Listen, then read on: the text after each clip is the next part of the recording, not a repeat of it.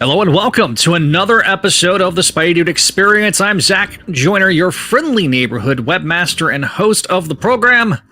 Before we get started with this dark web edition on our first Spideydude Experience of 2023 live recording on Facebook.com/Spideydude Radio Network, we've got to thank our patrons at Patreon.com/Spideydude Network.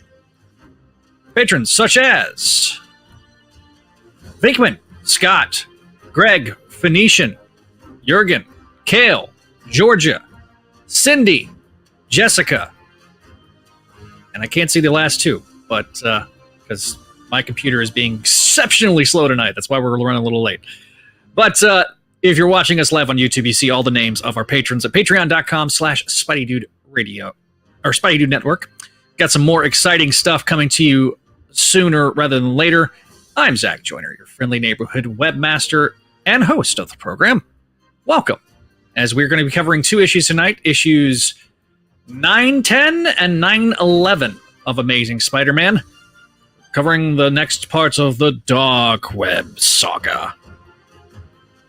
Before we get started, though, we got to also mention that if you're listening to the live or listening to the audio edition of this show, these episodes are live streamed over on YouTube, and as such, there's going to be references to the live comments and or visual aids that may be put up on the screen. So pay that no mind as you listen to us live, or listen to this live recording on the audio format. Be sure to leave us a 5-star review on your favorite podcasting catcher. Let us know how we're doing. I am still working on getting some of the Spotify stuff to work correctly, but we're getting there. So without further ado, let's get started with the episode. I don't do this alone. I usually do it with Neil. Wait, as Neil. Hang on. Oh no. Okay, hang on. There it is. All right, we got. Okay. Oh my man, there we go. All right. Apparently, either Xfinity is just being incredibly slow, or it's just my day. It's been a day for both me, Neil, and we got Adam. Yep, here we are. Yeah, that. Yeah, here we are, I guess. All right. We already got a comment on our live stream. Hello there for Vinkman. Man. Uh-oh. We're getting some serious... Let us know if you guys are having issues, if we're having issues in the... Yep, we're having desync. One sec. Is it me? Yeah, I think so. Adam? I think he's fine. Zach's fine for me. Oh, is it me? Uh-oh. You're fine for me. Like, you're fine. Oh. What a roaring start this first episode of 2023 is going off to. All right. Good news is I will be hopefully getting a new computer. So maybe that'll help. Let's talk about the holidays. How was everybody's holiday? It was okay. It was good. Chill, relaxing. Neil is one of his gifts, which is a Apple Pencil. I'm actually working on something right now. Yeah, he's been working on some cool stuff. Just got the new outro for Voices from the Eerie. You guys are going to like that, I think. Jen did a wonderful job. More to come in that regard, probably in a couple months. But if you have not picked it up, the physical copies come out next week, but the digital copies are available. The Gargoyle series, written by Greg Weisman, is available now at fine comic book retailers. Man, all right, I'm going to stop my cam for a bit and see if that's going to help. All right. Oh, I keep cutting it. Also, Books of X update. Kelly, Zach, and I are getting together and figuring out a time to record. It will be this month. I promise. All right, I do have to address Matt's comment. He says, "Hey guys, so why no stream on Junior Stan's birthday, Zach? I thought you were going to do one. That was my plan originally. The plan was to do a big stream. I got Southwested, so yeah, you did. I was so I flew back to my old stomping grounds and was supposed to be flying back on Christmas Day.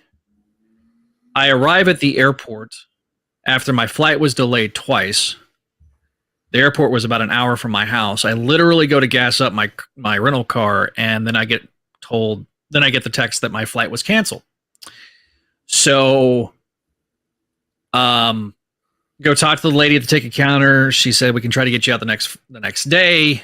I said, that's fine. So they get me I was the last one on the flight for that Monday. And then I get told under no uncertain circumstances that at 4 a.m. I get a text message saying that my flight was completely canceled, that I'd been rebooked for the 28th, which was when we were going to be doing the show. And so the next day I get a text message that flight was canceled, but I hadn't been rebooked. Luckily, I was already in town. My great uncle was in very poor health, and he ended up passing away that day on my birthday. And so, I was already in town, so I went and talked to the airline. They got me booked for that Friday, and I finally arrived back on the 30th. So that's why I didn't do the stream. I can go back and check the phone logs, but Zach was very definitely talking about getting delayed. Mm-hmm. It's true. It was a bit of a crucible. And very annoying. And so, as a result, Vietnam. I wouldn't go that far, because I'm his grandson of a Vietnam vet, and that's kind of offensive. Okay. But it certainly was very, very annoying. And, I was lucky enough that I'm lucky enough. I lost my job right before Christmas. So I didn't have a job to go back to. So I didn't have to worry about that. I also was able to stay with family. It wasn't like I was stuck in the airport like so many were. And I knew there was problems going in. The flight over, I got delayed about 2 hours. Or about 2.5 hours total. Because they were trying to get my pilots from Chicago to Dallas. So... for those that don't know, this is all the information that I got directly from Southwest and in my conversations. Basically, as Southwest systems are from the 90s, they're all a lot of it's phone based in terms of getting their flight attendants and their pilots and co-pilots, routing them into different spots. And so as a result, between Denver and Chicago, which is one of their 5 hubs, they have about 5 different hubs that they like to operate out of.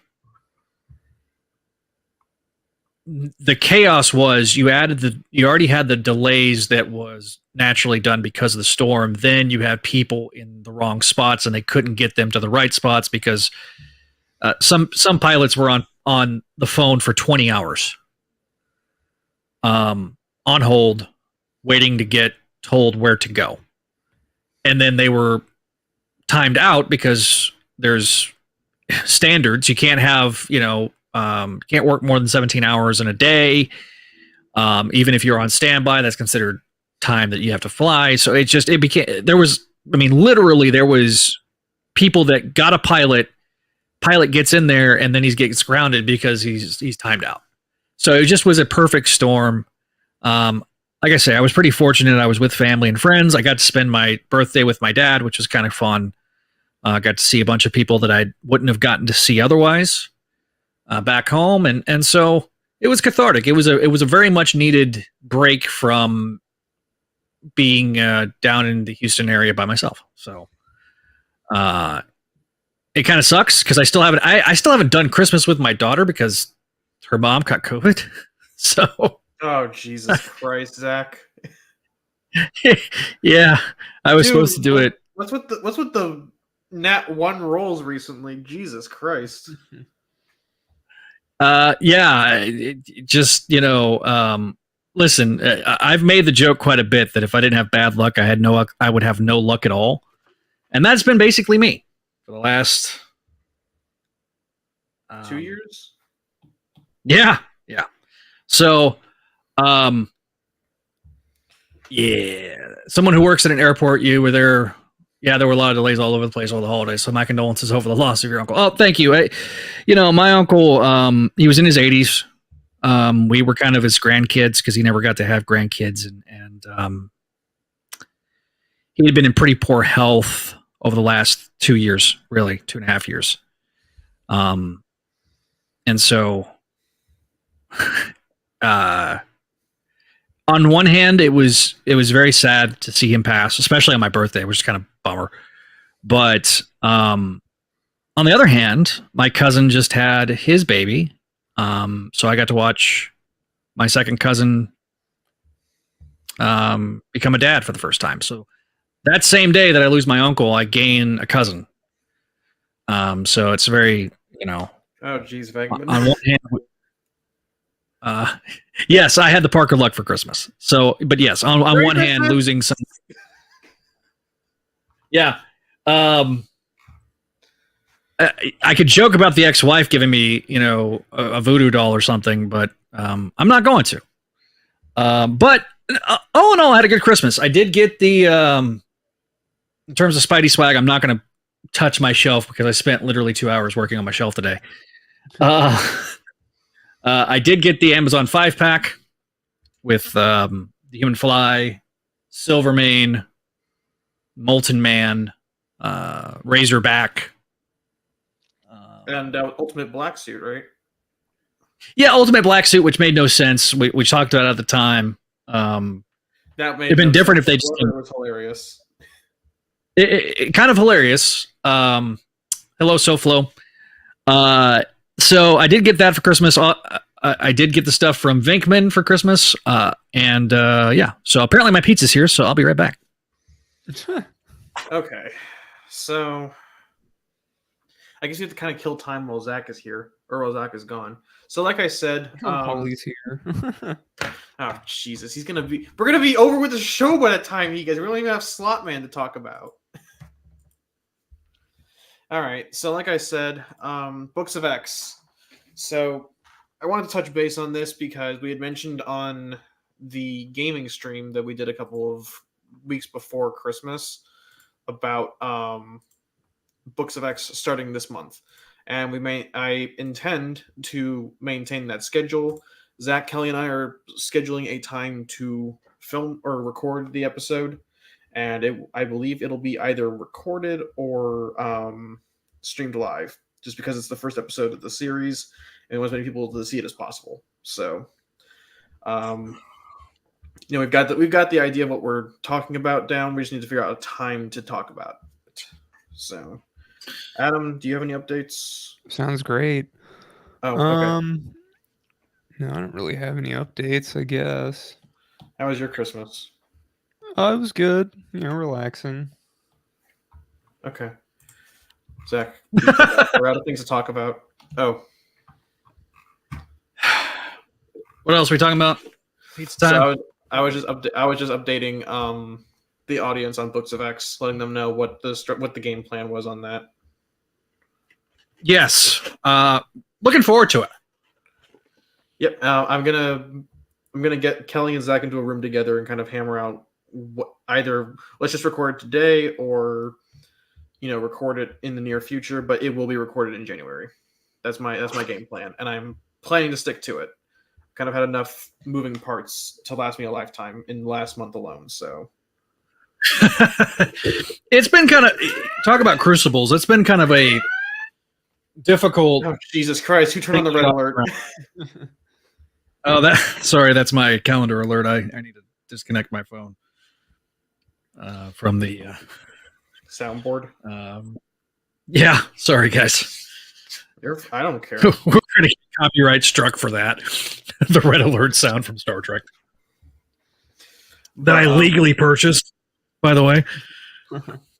But as someone who's trying to rent a house and move in the next 4 months ish, It is real. It is really not fun trying to figure out that logistical quagmire, as it were. Oh, Mhm. dude. Right now, rental prices are stupid. Yeah. But yeah, hopefully the logistics will settle out and we'll have what we need. Let me see. I guess do we want to just talk about the books since we've kind of got all of the update stuff out of the way? Agreed. Yeah, let's talk about the books. I don't know where Paul is. Well, he can catch up later. So, Amazing Spider-Man number 16. We talked about 15 last week, or last episode, Yeah. right? We did 14, 15, and Dark Web 1, I believe, last time. Okay. Yeah. So, ASM 16, art written by Zeb Wells, line art by Ed McGuinness, inks by Cliff Rathburn, and colors by Marcio Menez. So the book begins with a flashback to ASM 894, aka ASM 93, where Ben's like, "Hey Peter, put on the eye laser helmet. It won't hurt you, I promise." And Peter says, "No, haha." This is Ben's unreliable narrator memory taking over for a bit, and he's like, "No, not the psychoreactive goo. That makes me wacky." So it cuts to the present where Baja Blast is approaching piss lenses and saying, "Who's in hell now, Peter?" After the credits page, Ben is basically just saying things that don't exist. It is, "I'll take things that never happened for 500, Alex." As Ben shows off his brand new powers, which are a spider sense that is used offensively against Peter's, and he can basically form shapes out of his weird Beyond Corporation psychoreactive goo. The book is essentially one extended fight scene aside from a cutaway to Madeline Pryor and Hallows Eve, who okay, real quick tangent. Hallows Eve has done nothing in this story so far. She's just existed to be there. She's done nothing. Maybe she does something in Venom. I don't know. I haven't read Venom yet. But she's done nothing except stand next to Madeline and look like the less pretty redhead. But she says, "Hey, Venom, go raid the X-Men's treehouse," which he does. We'll talk about that in X-Men Dark Web number 2 or something. I don't remember. Was that in Venom or X-Men? I think it was in Venom, right? Yes, that was in Venom. Okay. So, anyways, the adrenal momentum runs off to go wreak havoc on the X-Men, and again we go back to a fight scene between Peter and Ben uses some bullshit magic to he even does like a, "You're my white whale, Peter. I'm Captain Ahab," because this book has no subtlety whatsoever, and he just deletes the spell. He just leaves a little lightning bolt sphere into the ground. And it reveals that Robbie and Jonah are in limbo. And Peter says, "Then take me to limbo." As Ben's like, "Oh, you meant it." But Maddie said he only comes if you mean it. Who is, I guess it's the Kraken? I don't know. None of this really makes a lot of sense. Yeah, I was going to say. But Peter gets sucked away into limbo as Ben says, I'm going to enjoy this. It's been a fantastic day." And the book ends with Peter waking up and in his, I guess, his Ditko era clothes as he's being ordered by his boss to get to work. And he's in hell. Just like me. Jesus. Okay. Reading this book. To be continued. All right. Great. Grades. Yeah, grades first. Let's do grades. Okay. I have no clue what to give it, honestly. I guess probably. Oh, Go sorry, ahead, Neil. Go ahead, Adam. All right, if you insist. I'll Yes. give it a B-. Okay, Zach. because the art is really good. Ooh, I agree. C+. I agree. D+. Okay, I'm gonna go middle of the road. Say C-. I said C+. And the Oh, only okay. reason it's got C+ is because of the art. Otherwise, this is a D+ story. I'm gonna go lower. I'm gonna say it's weird because usually I'm the guy who rates books higher because of the art. I'm gonna go C-. So okay, let's start off by talking about Ben Reilly. I know Zach's got stuff to say about this, but I kind of want to hear. I kind of want to raise a question to the group while we're here. Does anyone else feel like this book and Ben Reilly, as a consequence of this, is very tonally inconsistent? Perhaps. Zach, I kind of want to gather your thoughts on this. Cool. Okay. Got me. Sorry. So let me turn back my camera for this part. See if that'll help. Okay. A mouthful of tomato sauce and cheese. Sounds great. Based. Spit that out. All right. So, in fact, to clear my throat. Cheers.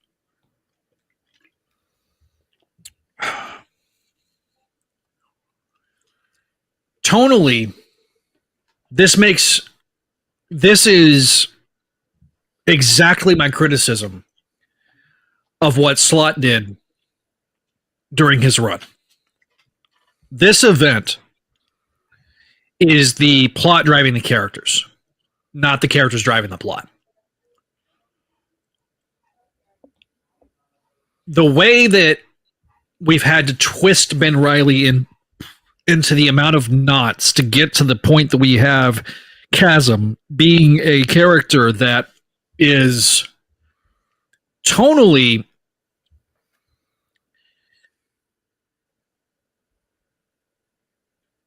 it is fundamentally flawed. In this, Ben is just an outright jerk. I was going to say something else, but I don't want YouTube to... Just say it, dude. They're going to demonetize us anyways for existing, so just say it. Right. You know what? I mean, we're 20 minutes in. It'll be fine, actually. Ben's a dick in this book. If we were 20 seconds there is no reason for Ben to behave in the manner of which he's behaving in this event. If you... I mean, you could argue that, well, we already know his mind is wiped, except for like choice things. Except for when the plot wants him to be. Except for the plot. Yeah, except for when that's the true. plot wants him to be. That is true. Like, and they call that out in the story itself. Actually, Peter calls it out. That self-awareness, that's like a Marvel movie trope. And I know this because Zeb Wells is a Marvel movie writer. That being self-aware does not make good writing. That it's only like a fraction of what makes good writing is the self-awareness. The self-awareness is not necessarily the things that I enjoy about Marvel movies. The self-awareness is like a probably 5% of what I enjoy about Marvel in terms of the films. This isn't fun. But it's becoming like a detriment to the Marvel movies, if you know what I mean, right? It's becoming like more of an aggravating factor. But the point is that like the self-awareness of it is not what makes it a quality story. 100%. And a lot of times the self-awareness with Marvel and the MCU tries to be fun, right? There's a element of fun when it comes to that self-awareness, though it can be irritating at times. Don't misunderstand. Ralph Boner, I'm looking at you. But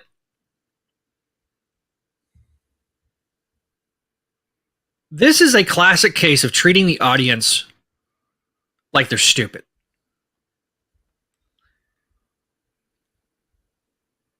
If this is... I was just watching the other night on YouTube the Crawl Space's coverage of Citizen Osborn. Right. And a point was made during that live stream that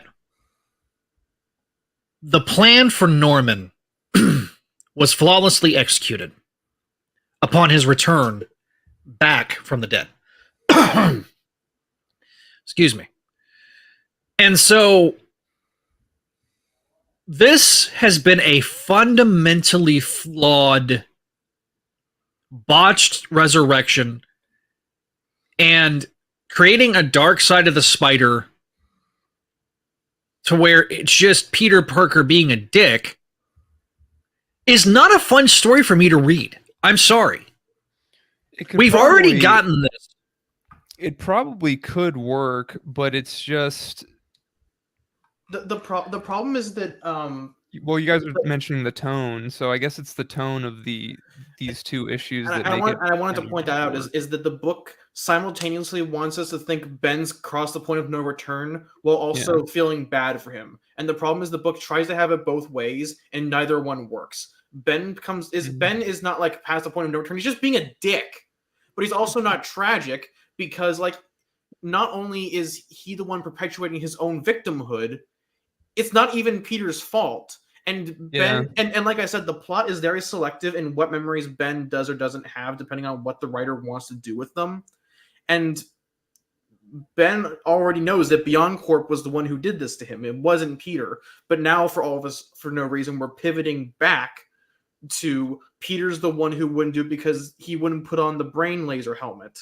Mm-hmm. And the book also tries to do like this weird MCU comedy skit where in Ben's weird broken memories, it's so irreverent and comedic when it's trying to be like this dark, tragic tale of like Ben Reilly, like, you know, passing the point of no return. And because it has like this weird irreverence and lack of consistent tone where we're bouncing from like Ben Reilly being like, Peter, you stole my life from me. I hate you so much, to like him quipping and going like, no, psychoreactive woo.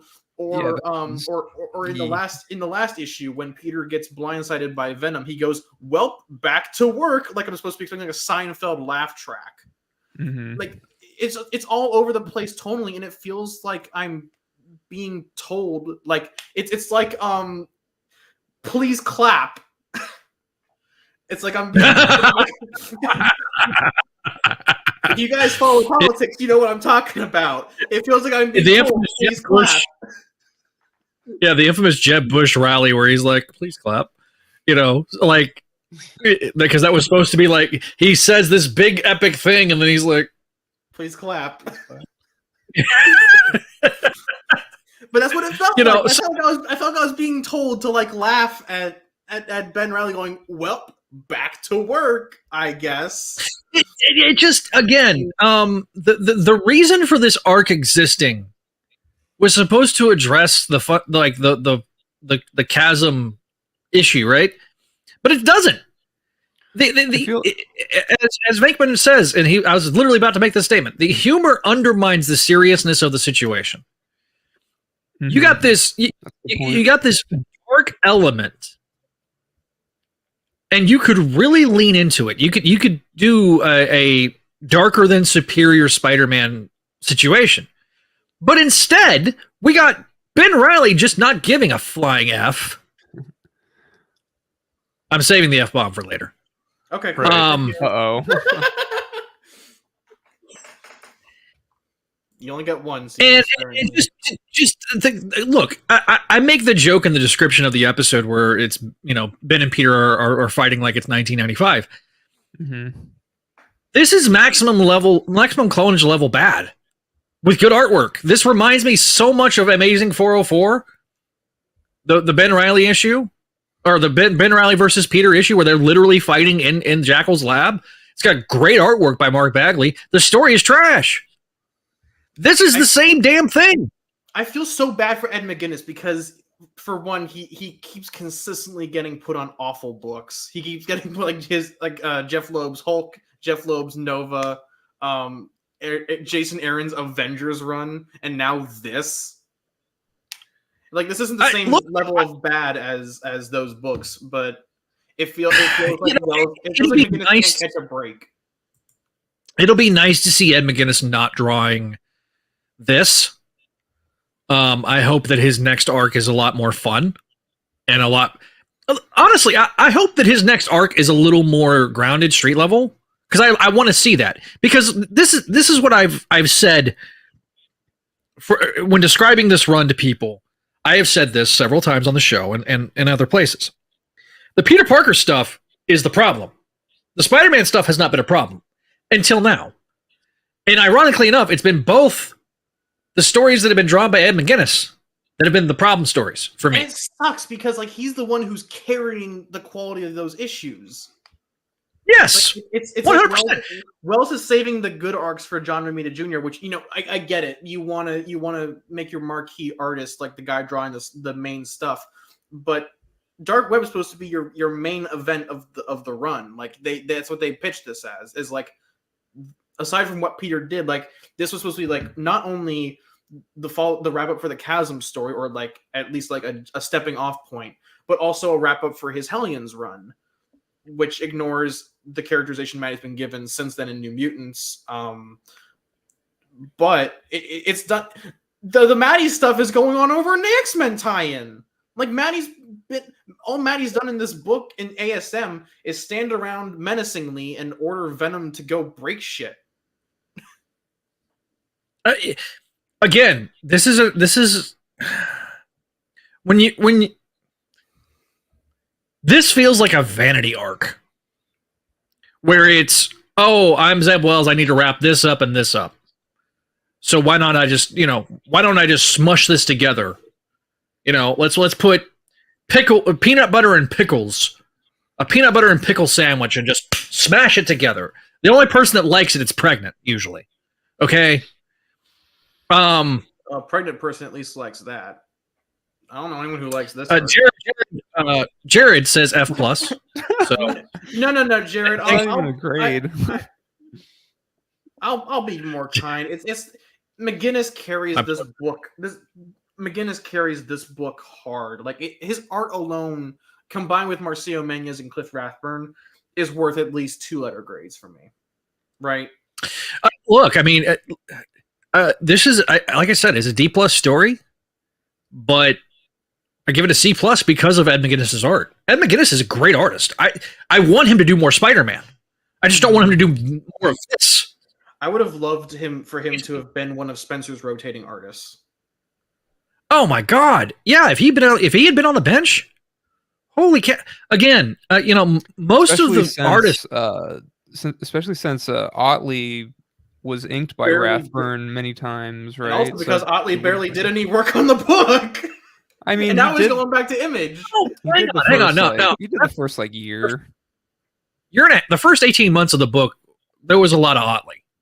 I'll give him that. But once Otley left at 850, then, we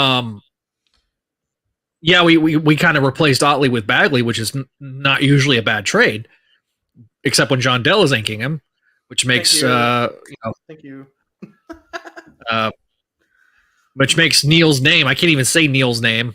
But I guess we should just go ahead and get into the next issue, because I'm probably gonna have a lot of ranting.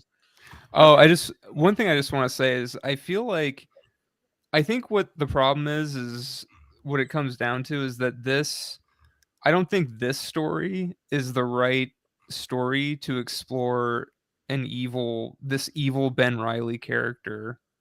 It's too there's too much chaos going on all around, which I guess sort of fits with Ben's new mindset, but it just kind of feels like you don't need all this extraneous X-Men stuff to get to them having this fight, I guess. I want to touch base on that, actually, Adam. Like I said, all the X-Men stuff has been happening off in a different book. There was no technically it should, I guess, because Goblin Queen is an X-Men character. No, but what I'm saying, but I kind of touched base on it earlier, that all the X-Men stuff's happening in a tie-in book, and Maddie's really not done anything in this book. As for all we know, we could have just had Ben lead the army on his own volition without Maddie having to be there. There's not really as far as pacing within Amazing Spider-Man goes, aside from the dark web stuff, there's no reason for Ben and Maddie to have teamed up the way they did. It's a strange tie-in situation. I've read every single tie-in to this series. This is the most inconsistent event book I've seen in a while, as far as tie-ins. This is, in terms of tie-ins, this is fundamentally bad. Doesn't even feel like McKay's not even. This is spoilers for MJ Black Cat. It feels like McKay isn't really putting his all into it. I'm gonna be honest.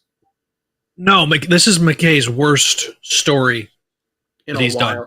Now I'll give him that. Like, I didn't like his Daughters of the Dragon that much. I think I like working with the characters, but that was just like a really like baby steps book. But it feels like either he doesn't want to work within the status quo that Wells has given him, or he just doesn't care. But either way, it's definitely not his best work. It just feels like filler. And again, one of the problems that's hanging over this book is you're featuring a character that everybody wants to get answers for on a whodunit story, and you can't give those answers in that series because that's not fair to everybody that's reading ASM. So again, by featuring a character in MJ and Ben, and both of these characters are in the same boat. You have editorial that decided that this is what we're going to do with Ben. We have to make him a bad guy. So we make him an unlikable douchebag, strip away everything that was likable about him, and then turn around and say, okay, this is fine. And force feeding us garbage so that way people will forget about Ben.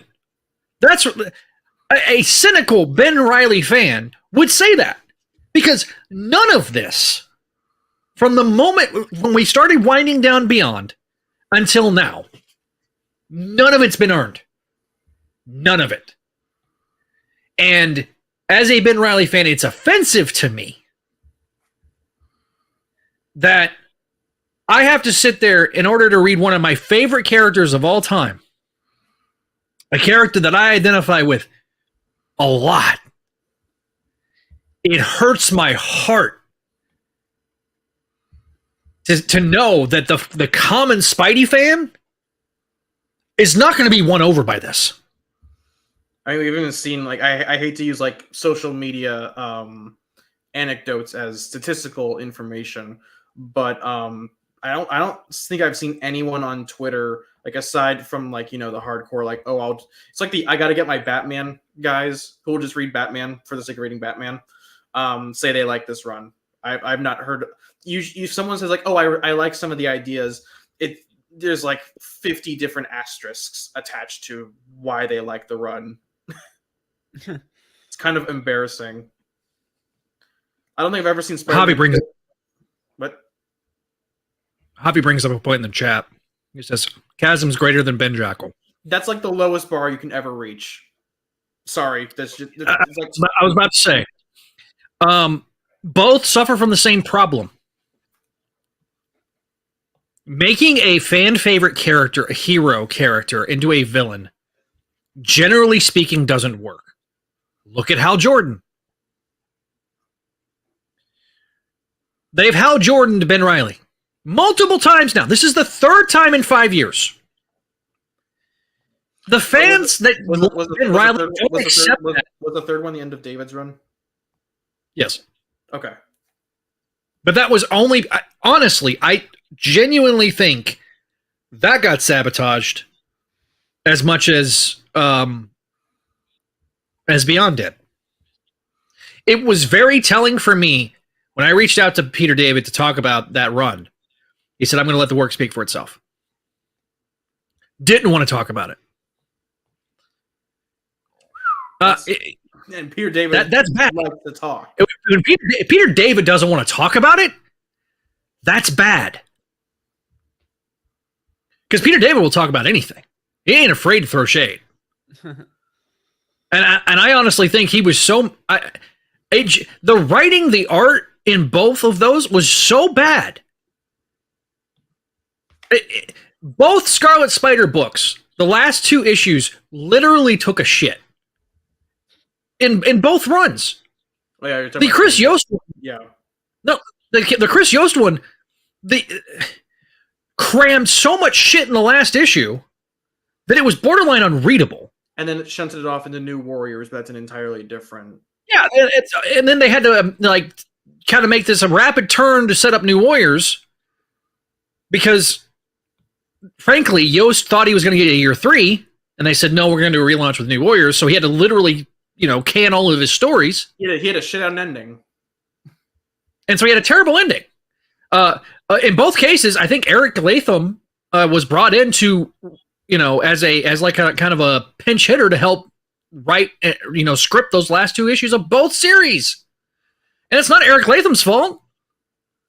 That's just the nature of the business. Greg brings up a good point. He said, if you want to bring up Evil Spider clone, just bring back Spider-Side and make him Chasm. What they've done with Ben is a disgrace. The character work we saw with JMD Mateus, you could have brought back Spider-Side, called him Chasm, and been done with it. But and I would have accepted that. Because at least Spider-Side's motivations were his, he was undercooked in the oven, so to speak, right? Mm-hmm. So he doesn't have the moral he never had the moral compass of Peter Parker. He has the memories of Peter Parker, but he doesn't have the moral compass. That's what they try to do with Chasm, and it doesn't fucking work. I'm sorry. It just doesn't. And it makes me mad. Yeah. Anyway. So... And the funny thing was, I was in the chat on Crawl Space. Everybody's like, what do you think of... I was like, hey, y'all going to have to watch this week.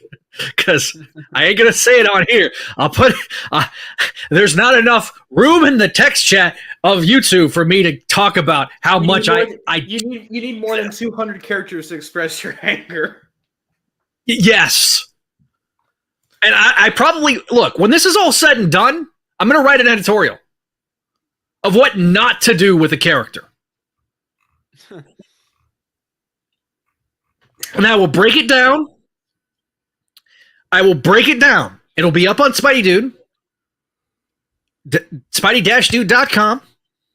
Home of the Spideydude Radio Network. When this is all... Because I understand... Like, Paul, if he was here, he'd be like, well, they're setting up, his eventual... If we're going to get a redemption arc, you got to have people want to root for a character. Also, eventually there has to be payoff. I'm gonna be honest, and I'm sorry Paul isn't here because it feels like I'm talking smack to him about him being able to retort. But right.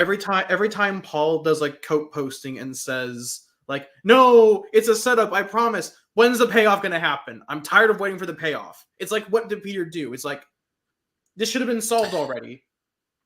The way the schedule has been, we have gotten almost a year, a full 2, like what would be a full 2 years worth of stories almost, right?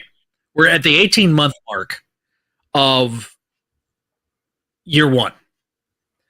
We've gotten no answers to anything except that Betty finally popped out her kid. Thank you. I was wondering when she was going to shit that kid out. So I'm glad that happened. You don't shit a kid out, you pop a kid out. Sometimes you shit during the popping out, but that's just an entirely different thing. It's a metaphor, Zach. I understand, but somebody wrote, Matt wrote, I look forward to reading this editorial. How much curse? No, listen, I will be professional. There won't be cursing in the editorial. It'll be very strong. I'll save the cursing when I talk about it on the podcast. And Greg said he'll share that editorial far away. Look, I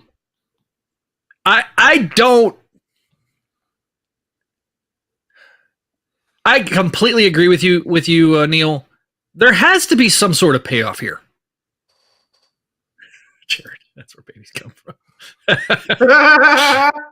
You know what?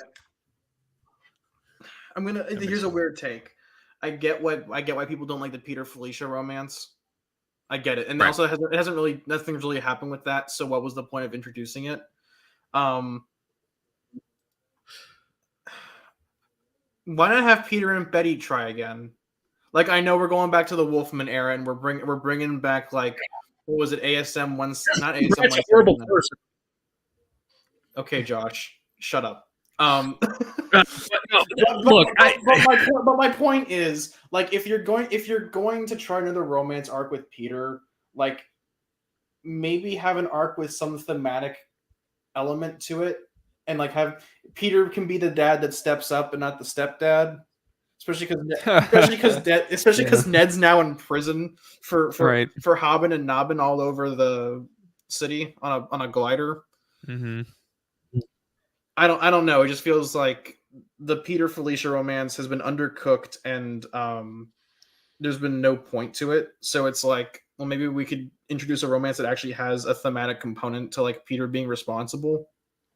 And that's another thing that I've kind of disliked about the MJ Black Cat series is it's not being honest with both MJ and what's going on with her, but also with Felicia. Like, Felicia should be able to talk to MJ and be like, look, you guys aren't together. But it's like, because we don't know what caused them to break up in the first place, we can't have that conversation. And so it's a false equivalency. They have to be catty, and they have to. And I love McKay Felicia. I think it's the best iteration of the character in years. But it feels like McKay is kind of only semi in on the plan. He's having to buy himself time to explain what's going on. And it feels like no one's on the same page. Even Jerry Dugan's like, well, if you're not going to do anything with Goblin Queen, fine, I'll do it. And I'm sure that something's not gonna line up in Dark Web finale, and we're all gonna be just as confused as the writers are. When you sit there, you've got to. I mean, Zeb Wells works in television. He's writing Marvel films. He literally did She-Hulk. He's doing the Marvels. The problem is we joked about, like, this being an MCU production. It kind of is. I mean, but how is it that you're a showrunner on a show? He's not a showrunner. He's as a much writer. as I thought he was showrunning on She-Hulk. No, he only wrote a couple of episodes. I think he only wrote one, but he's a scriptwriter, not a showrunner. That was Jessica Gao, I think, was the showrunner. Okay, that's right. Jessica Gao was the showrunner. Yeah, that's right. So, my apologies. But, okay, you work in a writer room. If the editor is running the show, if he's the showrunner, and as much as I hate, because comics and TV and film are two different mediums, and they should not be treated as interchangeable. But if we're going to go down this route with Spider-Man, where's the editorial? Where's the vision? Say what you will about Slott. Say what you will about Spencer. There was visions. They had a clear story in mind. Now, was Slott's all over the place? Yeah. But, I mean, he had his handy dandy notebook that he got from Blue's Clues, and full of story ideas that he was waiting to, use. Sorry, I didn't mean to laugh over you. So, no, it's like, hello. There is nothing that's working right now with this book other than the Spider-Man elements on the street level side. They're nailing that. Hobgoblin, Tombstone, Vulture, all three of those arcs were great. But the Peter Parker, it's not just Spider-Man. It's Peter Parker too. And you effed with Peter, now you're effing with Ben. I mean, my motivation for doing this show is waning just because you guys can't get your shit together. Holy shit! Our viewer count went up as you like went on a rampage. Do it again. Like, I mean, I'm frustrated, man. No, Like- I get it, dude. And part of me like not necessarily gets where Wells is coming from, like on interviews where he's frustrated. It's partially his fault. He kind of caused this to himself. And part of me feels like, if we're just going to go in through his tweets and get mad at that for no reason, it's like, okay, let's calm down, go outside, touch some grass. Yeah, please, everyone, I'm begging you to go outside, please. I am once again asking you to go outside and touch some grass. Yes, please. Bernie Sanders demands it. You don't? Do you really want me to bust out this Bernie Sanders impression? I just did. You don't need to do it again. No, mine's better. Okay. We don't need to. But I need you to go outside and touch some grass. Okay, we just need you to touch some grass. You didn't have enough. That feels like you're talking about. It sounds like you're talking about Sylvester. There is a little bit of a list with Bernie. It's not as bad as Barney Frank. Barney Frank was. But you know what my point is, right? There's plenty of stuff to be mad about without going into like these weird like not obsessive. I mean, what are they talking? Dude, about? no, listen.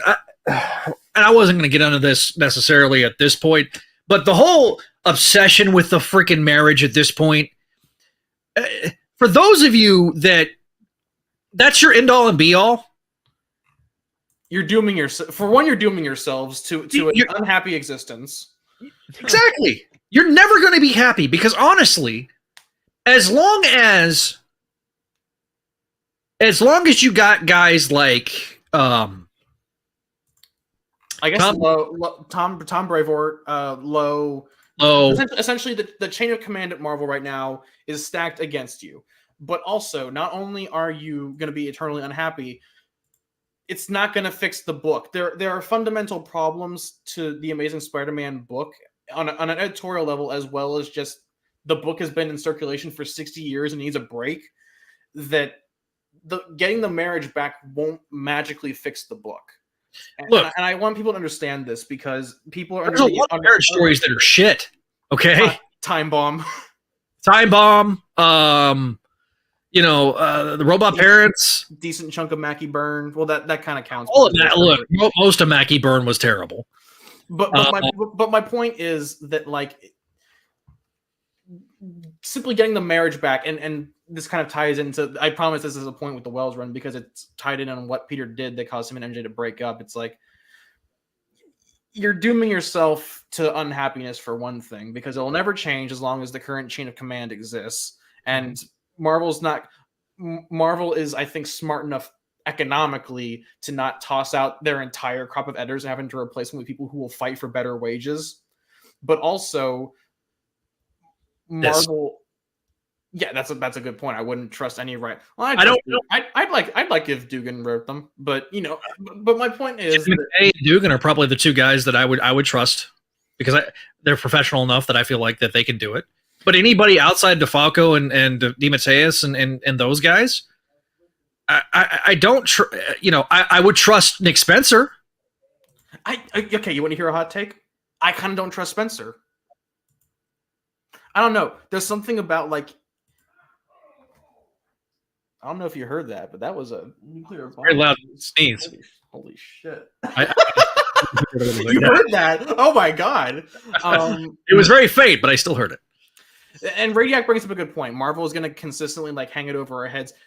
Here's a tip. Don't read the book. I know that's a reductive statement, and it's like, well, if you don't like your job, just go get a different one. But honestly, if you're not happy with the direction the book is going in, please don't read the book because it's better for your mental health. It's better for your wallet because you're not spending $3.99 on something you don't enjoy, and this is a subscription-based format, so you're spending money month after month on something you're not enjoying. And also, it's a not to get into philosophy, but it is a principally consistent position. If you don't support the direction the book is going in, don't support it financially. Because if you continue to read, Marvel will maintain a position that it is okay to keep doing it.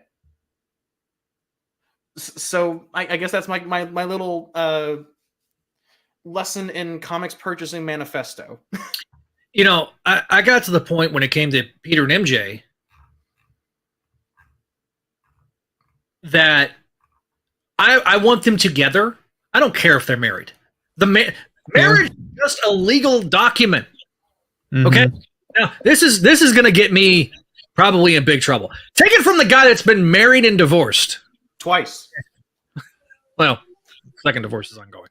But the point, yeah. Yes. I wasn't going to bring up the twice part, but yeah. But take it from somebody that's, you know, there's a lot of drama that you could draw from with you know, a divorced Spider-Man, but it's going to age him, right? That's the argument. And Marvel's brand ethos for the character is they want him to be young, not only so they can have their awful Disney Plus Amazing Friends show, which I don't know, it's for 2-year-olds, I don't care.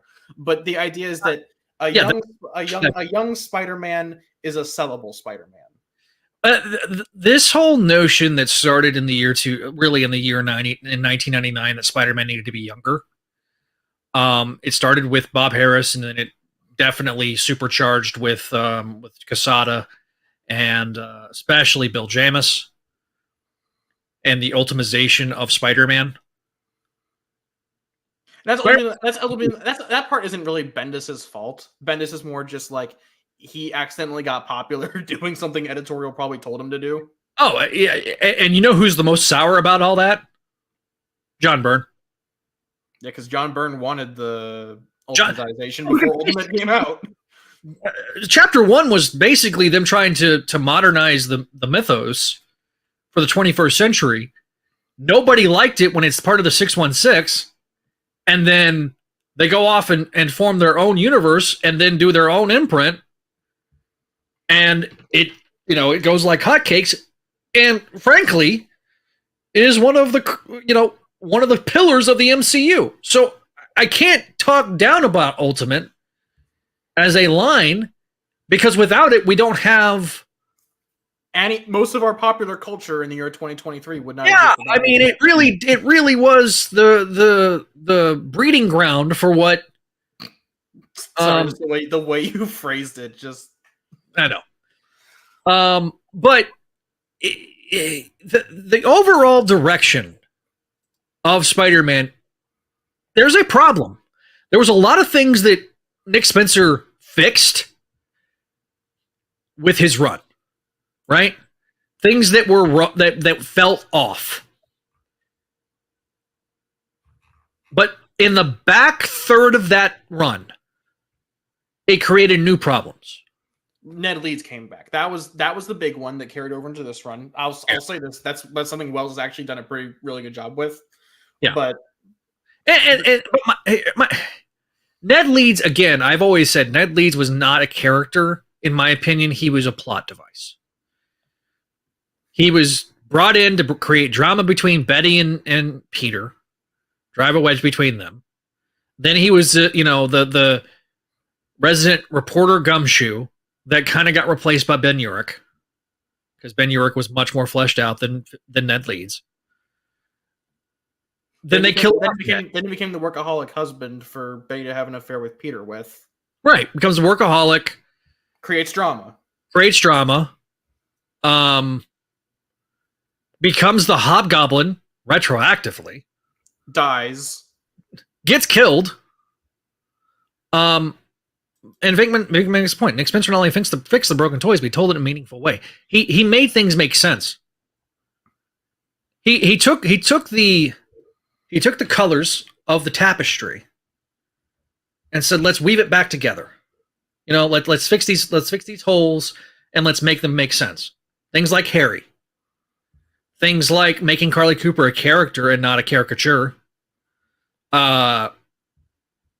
Things like Ned. Bringing back Ned and the Rose is not a bad thing for me. I don't dislike that. But you got to have a plan. And if I recall, if I recall, Spencer had like 100-issue run planned out. And this is part of the issue with working for a company, is that your run can get cut short any notice. Oh yeah. So, I mean, and Radiac made a really good point. It's multiple comments, so I'll bring them up. Is that Marvel editorials more focused on their characters as brands and have to keep them in a certain box, and that's partially why the status quo exists, but also like why characters are kind of pigeonholed into certain roles. Black Panther is kind of just the king. Reed Richards is the smart one. The Human Torch is the guy who lit himself on fire, so they had to make Herbie to replace him.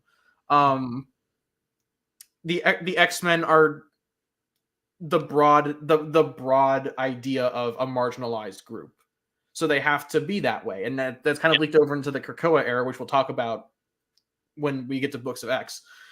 But characters, because their movies are more valuable inherently than the comics,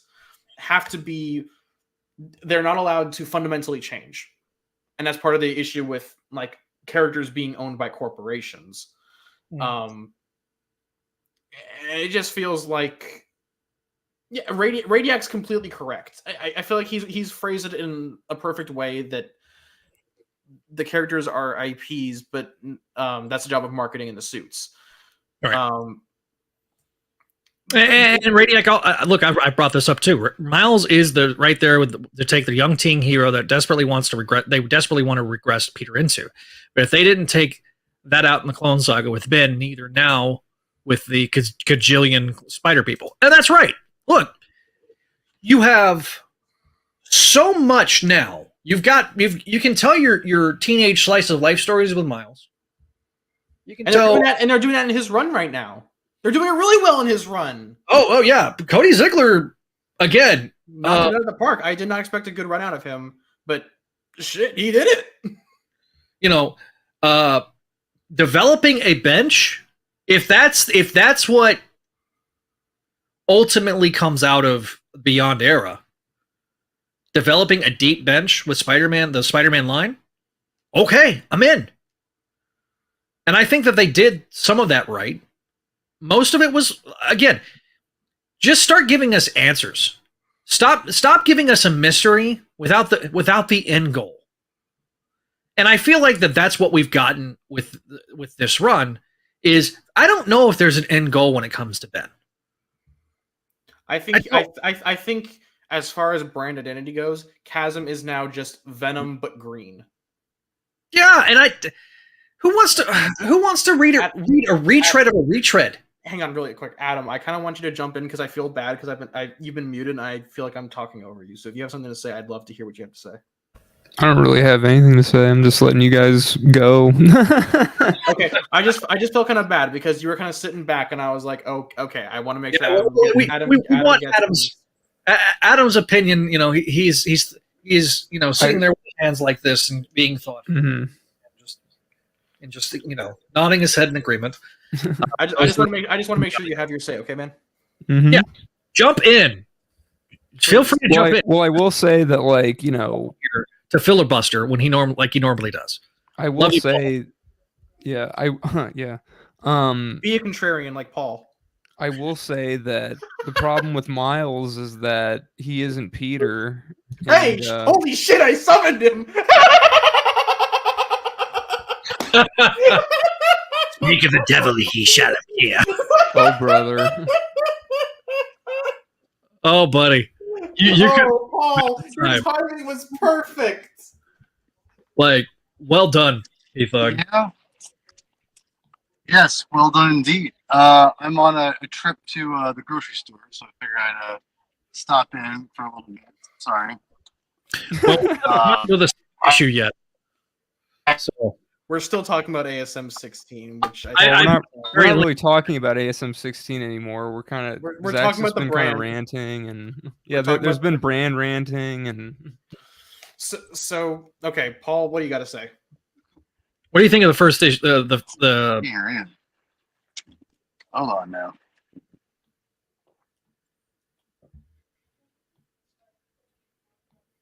Oh, he's muted. So while he's muted, okay. We want to do the rundown of. Oh, bye. He fell off. He's got issues. All right, let's go ahead and do the rundown of the next issue. We'll get to the review and lots of good stuff. There will probably be another rant for the finale. Okay. So let's run down ASM 17. Oh, what you got, Paul? All right. So I Welcome back. didn't really hear. Sorry, my internet I think switched over, so they got all messed up. So I don't know what's going on exactly. All I know is I heard you guys complain about something, and I figured it was about Ben Riley or another. So No, more or less. you missed this by about 10 minutes. So yeah. So anyway, I was just checking in on you guys. I was hanging out with the family tonight. It's been kind of crazy, so I wanted to hang out I wanted to come by for a little bit. But yeah, like so you guys complaining about something. I heard some positive comments about Ziggler, which I appreciate. Because the last two issues, I haven't read the newest issue of Miles Spider-Man, but I liked the last one a lot. I thought it was pretty good, and so I'm interested to see what you guys can what you guys are interested in in this. Have you guys read the latest issue of Miles comic book? I don't know. I haven't read the latest issue, but I read the first issue and I really liked it. The first issue was really good. I felt like it was a breath of fresh air that Miles definitely needed. I felt like, especially after Ahmed ran it into the ground with the multiverse stuff. Well, I just felt like Ahmed was on the book a little too long, and Ahmed's run never really grabbed me from the get go, and so, but Ziggler's it feels like kind of a course correction type thing, and so I'm okay with Ziggler. Have you read the second issue? I have not. I've not. Okay. But I will. Okay. Yeah. I have. We will definitely cover tonight. We will definitely be covering that on a Patreon exclusive episode where we cover all the ancillary stuff. It's just there's too much stuff to cover, especially with dark web stuff. So. Did you? Okay, so have you read both the ASM issues? Of course I have. What do you take me for? Someone with a daughter and a life. Yeah, I mean, of course I did. Come on, man. Spider-Man. I don't mess around. So what is your grade for the first issue? Okay, so the problem is with I read these once. I don't get to read them again. That is the one folly I have. We're talking about the issue where they fight for the first time. Is that correct? Yes. Mm-hmm. Yes. Okay. I love this issue. I Oh. loved it. I know you guys were gonna like it. I'm not gonna sugarcoat it. No.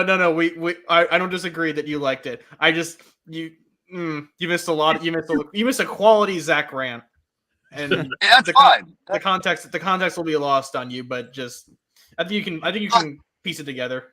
You're smart. Yeah, listen, look, it's the same. It's the same. Right now, it's an echo of what we've all complained or loved, in my opinion. Obviously, it's really emphasizing to me, I like it because I love this idea of someone who's struggling with their inner self and is lashing out in different ways. I just read a comic book where you turn trauma against or something life he turned into a negative bad thing and became that villain. And when you lose yourself and you're actually losing the memories, you lose a part of what makes you who you are. And this is why it always makes sense for me what's when I was with Ben Riley. I do think there's going to be a turn. There's going to be the anti-hero aspect of Chasm. It's just reality. But I'll be honest, I like this. I like where this is going. I love the fight. I thought the fight was fantastic.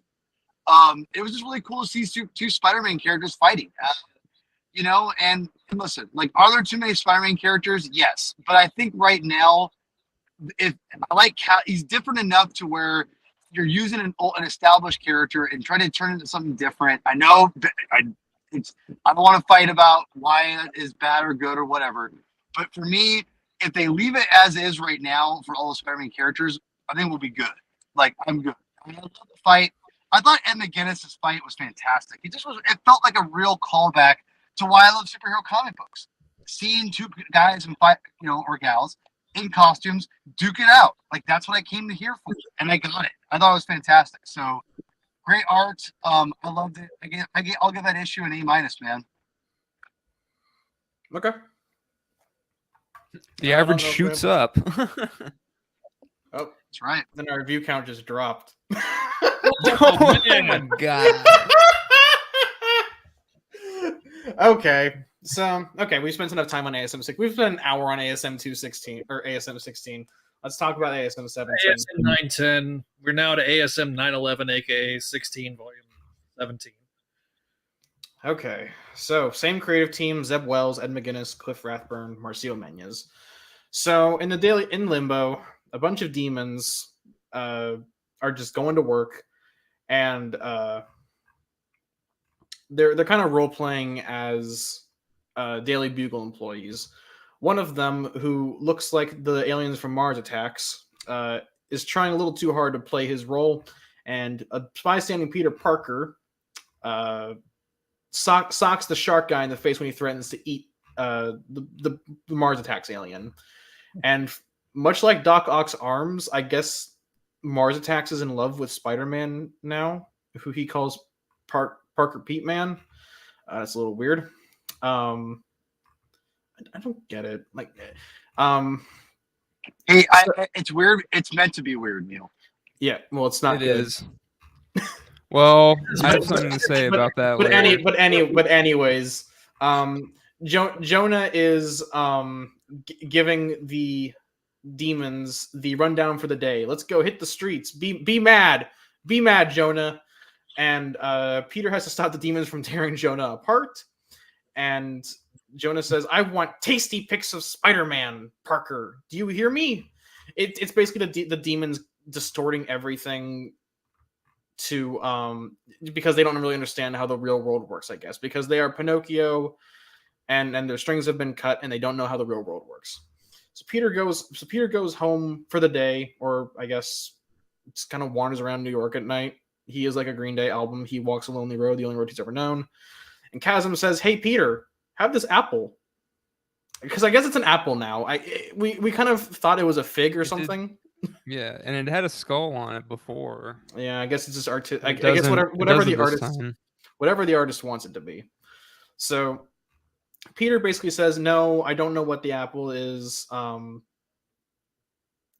You're not getting my memories or my soul. Fuck off." And Ben says, "I'll never let you leave, Peter." And Peter's like, "I don't plan on asking for permission." Meanwhile, at the body shop, which I'll admit, that's a pretty funny visual gag. A bunch of demons are being transformed into, one of them's being transformed into a scorpion creature. And Maddie's kind of, her patience is running thin on Ben. And because Ben's kind of just wasting time without really a plan. And he's like, "Hang on, Maddie, let me introduce you to these abominations of nature that I call the Insidious Six. We have Dr. Octoball, the Grave Goblin, Triceratops, Kraken the Hunter, Lizarro, and the Gorpion." I'll admit, I actually do kind of think Grave Goblin looks really cool, except for the kind of cartoony glider, but that's not really the Dude, point. I love them all. I think this is like really fun. This is stupid, but okay. I agree with Paul, and I agree with Zach. This is not so. He's playing both sides, so he comes out on top. But Oh, yeah, I think man. that's why I like it. It's Exactly. it is so ridiculous. It's awesome. Yes. It's ironic. That's my point. review, dude. My review. Okay, I'm gonna tell you right now. My review of this issue is it's so silly and childish that it's fun. There you go. So anyways, the Mars Attacks alien says, "I'm Parker Man. I'm the Insidious Six's mortal enemy." And Ben literally like tosses him out of the building. Jonah is at his house, and this page is this episode, the artist's barely disguised fetish. The page, and Peter crawls down to Jonah's apartment to get some reinforcements. "Hey, I need a costume. Give me your thimble, Jonah." And the Mars Attacks alien is walking down the street, and he gets approached by the alien by the weird creature from Venom number 13. Because this is an event book, and you have to read as many things as possible to buy more titles. we've got to have money.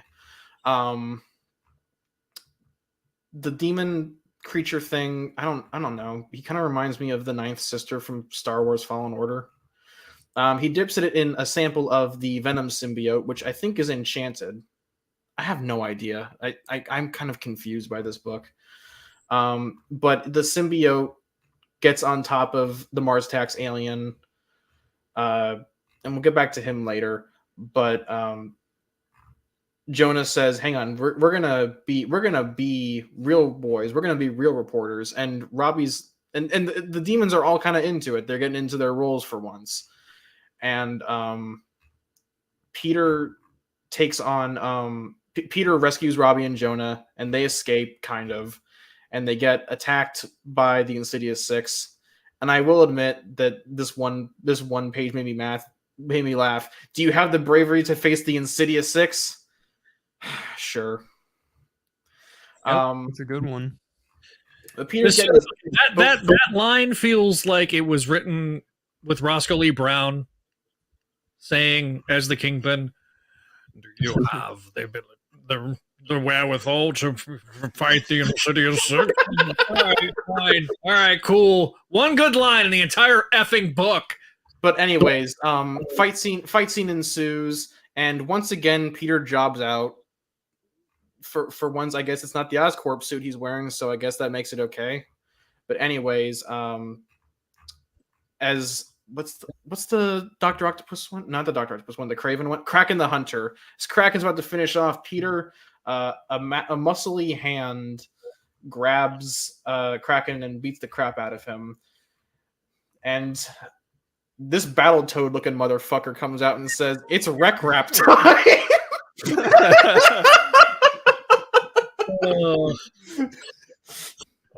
I like the part where he says it's REK-RAP in time when he rapped all over him. To be continued. Okay, Paul. All right. Paul, you're going to give the highest grade out of this. So let's hear what you have to say. Okay, Zach. Actually, I want you guys to go first. I don't want to go last. Okay, Adam, you go. I thought, okay, so like I said, I think that this is so silly, ridiculous, dumb, stupid, childish that it becomes just a blast to read. There's a charm to it. Radiac in the comments said it does look like the creators are having a blast. I agree. I don't know. I think it's just silly. And I know like this, the problem is when you take this issue unto itself, it's just a huge gag. I don't know. I think it's funny, and I think that I know everyone hates REK-RAP, but I kind of love him, and I love how he looks. Listen, I like the Venom in the Spidey suit thing. And it does tie in well to the tie-ins, but I guess that kind of ties into a con I have a bit later. I'll let you finish though. And I mean, I don't know. I just think it's fun. It's not something to be taken seriously. This is like this may be a top Zeb Wells issue for me. Peter's written fairly well, and Jonah, I like how Jonah's written in this. I like how Jonah's like, basically being held hostage, and everyone's like, "Do the thing, Jonah." He's like, "I don't want to do the thing. I'm scared." Say the line, Bart. He's literally doing the say the line, Bart. Yeah, I don't know. It's just I thought it was so stupid that it's charming and fun, and I'm rooting for REK-RAP. I'm rooting He's for the hero we need but don't deserve. I'm rooting for the Battletoad. Can't stop me. All right, Zach, give me your grade.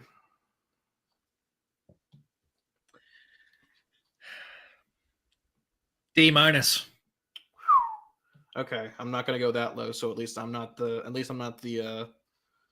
The only reason this isn't an F for me is you're painting this story as it's a serious story between two serious characters. That is fair. I'm gonna get into that.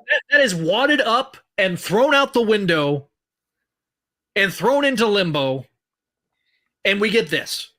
At this point, I'm just taking it all in. He's just enjoying it as it comes. The theater of the absurd element to this book is something that I personally normally I like fun. Give me I like fun. This isn't fun for me. This is like It is fun. This is like somebody taking a razor blade and skinning my skin off. It just No, it's not. No, okay, I'll push back a little bit on that. No, because like I just want the resolution to the give me. I do want to touch on that. I do want to touch on that too, since we're talking about pacing. I don't care about the rest of this. Like I don't care about REK-RAP. I don't. So don't give me a whole issue of limbo shit and make me want to care. Like no, the Insidious 6. Okay, that's that is a pro for me. I the fact that they brought the Insidious 6 name into the 616 is fun. Okay, cool. Thank you. Next. So okay. I don't care. Like what? Why? So, okay. I God, we broke Zach. Holy shit. He's been broken. So I do kind of. Okay, so I guess my grade is going to be a C minus. So it wasn't like the worst thing.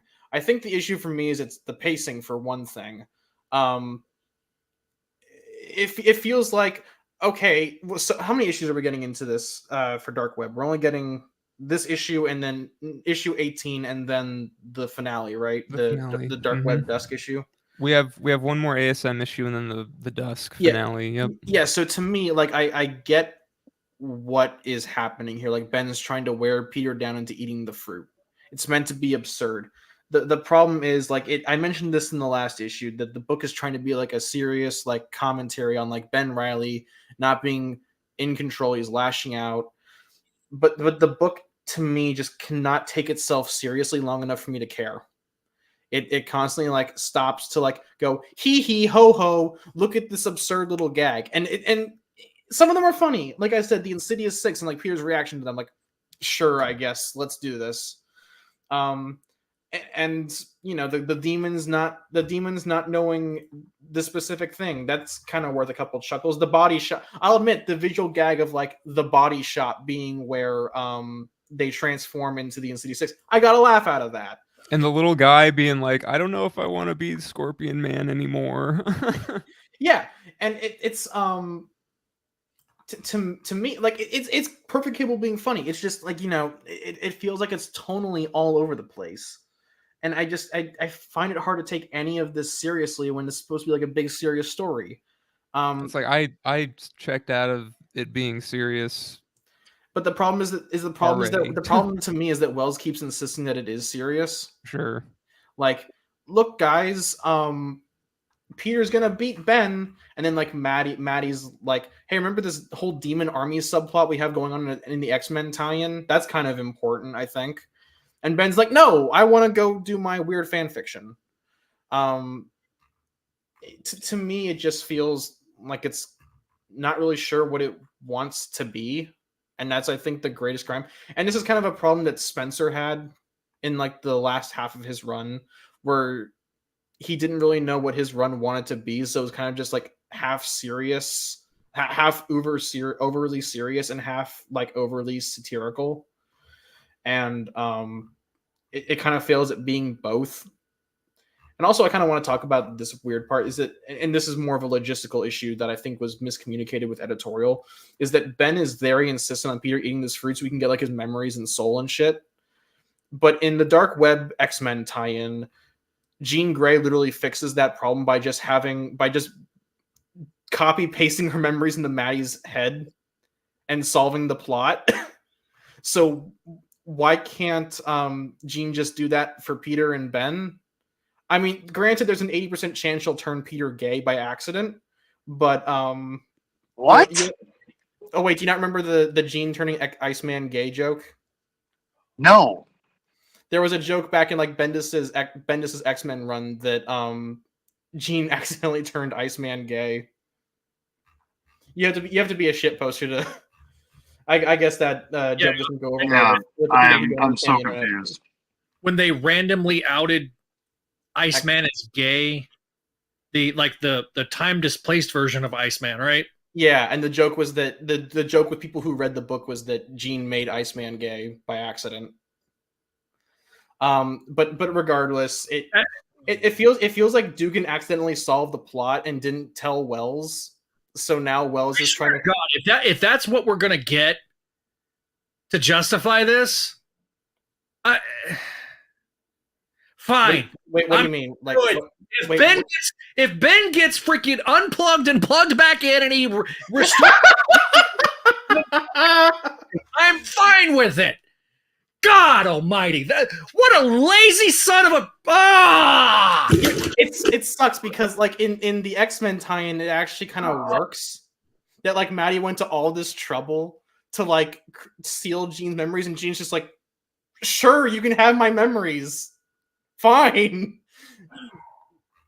But like, if it feels like that would be a really rushed resolution for this really serious story about like identity and like losing yourself to like information creep. Or no, it's what's the term for when you alter memory in your head? Like you information's in your head so long that it begins to transform, or it begins to alter it to events you remember. What's the term? That's just memory. No, I know, but there's a specific memory errors where you remember events that never occurred, or remember them differently from the way they transpired. To me, it feels like gaslighting. Well, not that, but it feels like Wells wants to do something serious with that story, and it was in like the Beyond stuff. But like at this point, he's kind of abandoned that and just gone for like a funny little meme parody. He's become Baja Blast. I don't know. Yes, in fact, I do need a hug. And someone actually in a comment section I'm reading, they nailed it on the head. Dark Web's problem was the marketing. They marketed it as like a horror event, like Inferno 2, but it's just like a comedy. It's just like one big shit post. It's like, what if Inferno went from being a... What if Nick Spencer wrote Inferno? Well, I give you the floor, and I'm going to mute so I don't interrupt. All right, I'm going to mute too. And I'm going to call the floor. You have it starting now. Okay. Well, first of all, do you want me to give my grade? Should I give my grade? Go ahead. Give me your grade.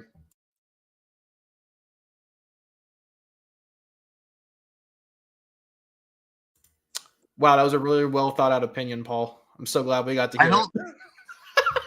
Can you not hear me? No, we didn't hear anything you just said.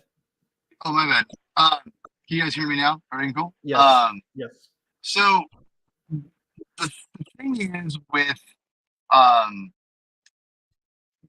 this comic book, I don't think it's this amazing comic. I don't think it's dog crap either. I kind of give it a B-. I don't love Inferno 2. You know, I don't love it and like just any whatever. That being said, I do the one thing. There's a couple things I kind of appreciate about what they're doing, at least on the Spider-Man side. I don't know what they're doing on the X-Men or anything else. Besides, maybe I'll read a little bit of Venom, but I don't care about anything else. I just don't. The one thing you got to remember about Inferno, if you guys have read it, is that it can be super dark, it can be super funny and ridiculous, and that's kind of what Inferno was. It just was a very, very weird thing, and I'll give Zeb at least some kind of credit here that he's trying to do something different with Spider-Man, because you kind of mix things up every once in a while, right? And I think, Adam, you kind of know where I'm coming from with this a little bit, I think. Is that you can't just stay on the same things over and over again. Sometimes you just gotta throw ridiculousness into the blender a little bit and to see what happens to kind of keep things fresh. Everyone's not gonna love it, like any story a writer puts out. Everyone's not gonna love it. With this whole dark web thing, I don't love it, but I have appreciated that it's given me something a little bit different and not the same kind of Spider-Man story. I would not want to see this again for like another like 10 years, 20 years, maybe even close to this. But I will say I do like where it's gotten creative in certain aspects, like the Insidious 6, excuse me, and this whole weird backwards Peter Parker thing. Like you said, Adam, it's just ridiculous. I don't think it's gonna stick. Nothing's gonna stick around. Maybe he ends up being a meme, and it's kind of funny.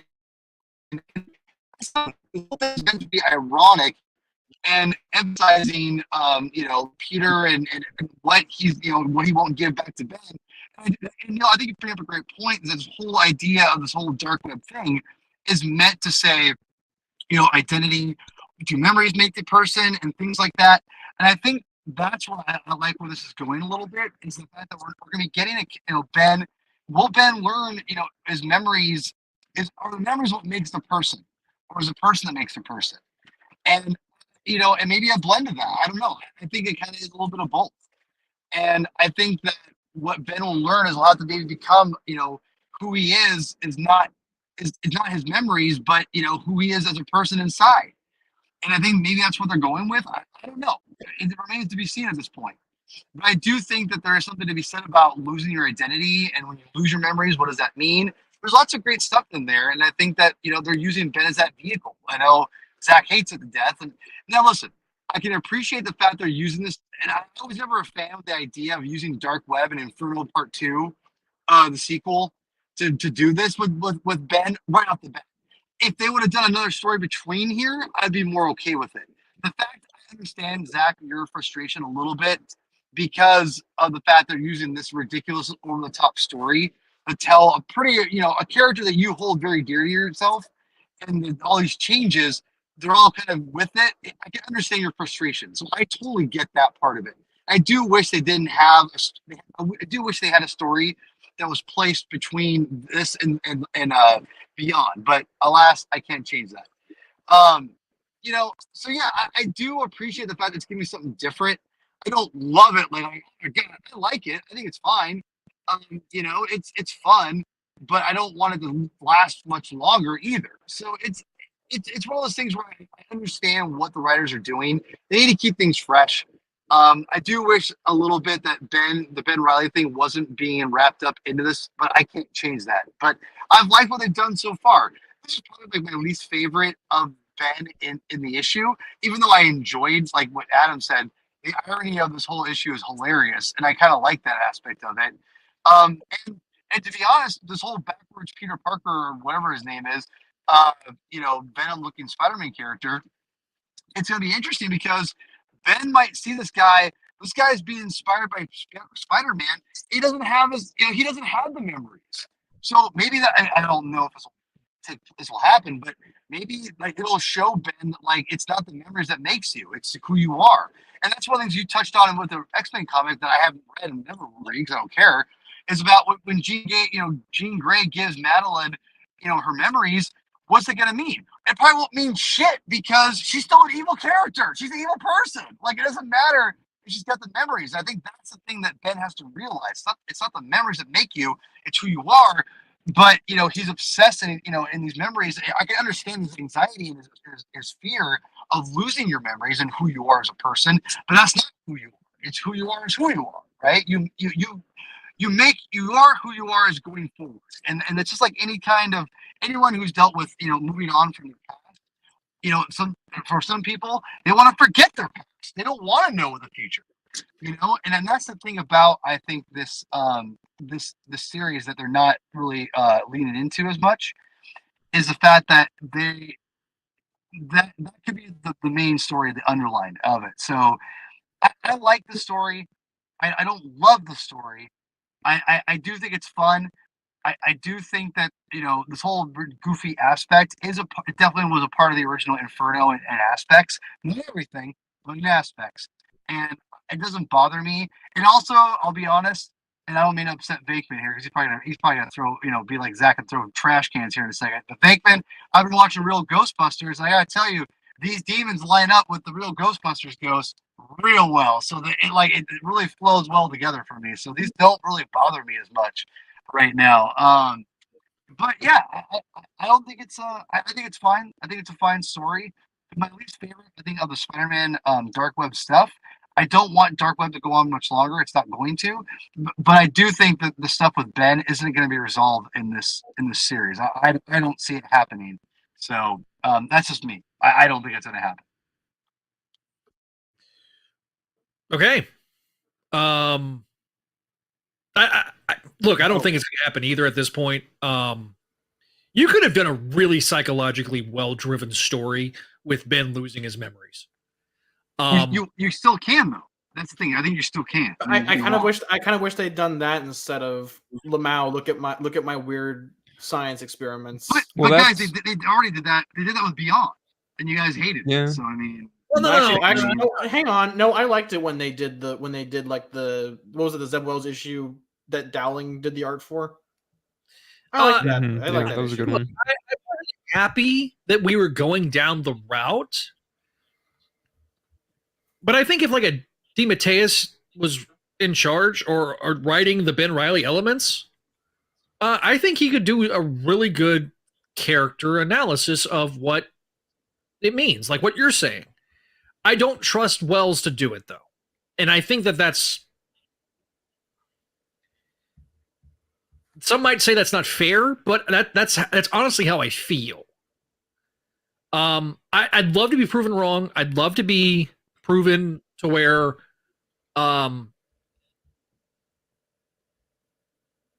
that this story can work. I just... Man, I'm struggling.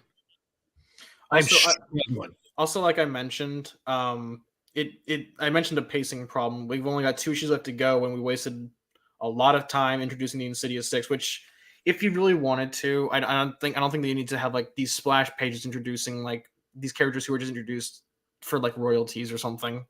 But as far as pacing goes, like we have a lot of ground to cover, and it feels like Wells is kind of wasting time making MCU jokes.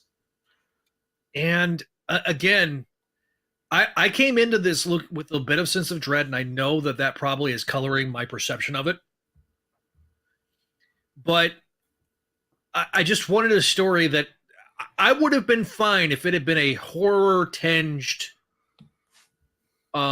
Spider-Man story where Peter is put through the ringer. I don't feel like Peter's conflict is earned in this story. I feel like he's just thrown in, and it's again this story and the last issue felt like that the characters are not driving this bus. The plot is, and if the plot is driving the bus, it makes the characters reactionary.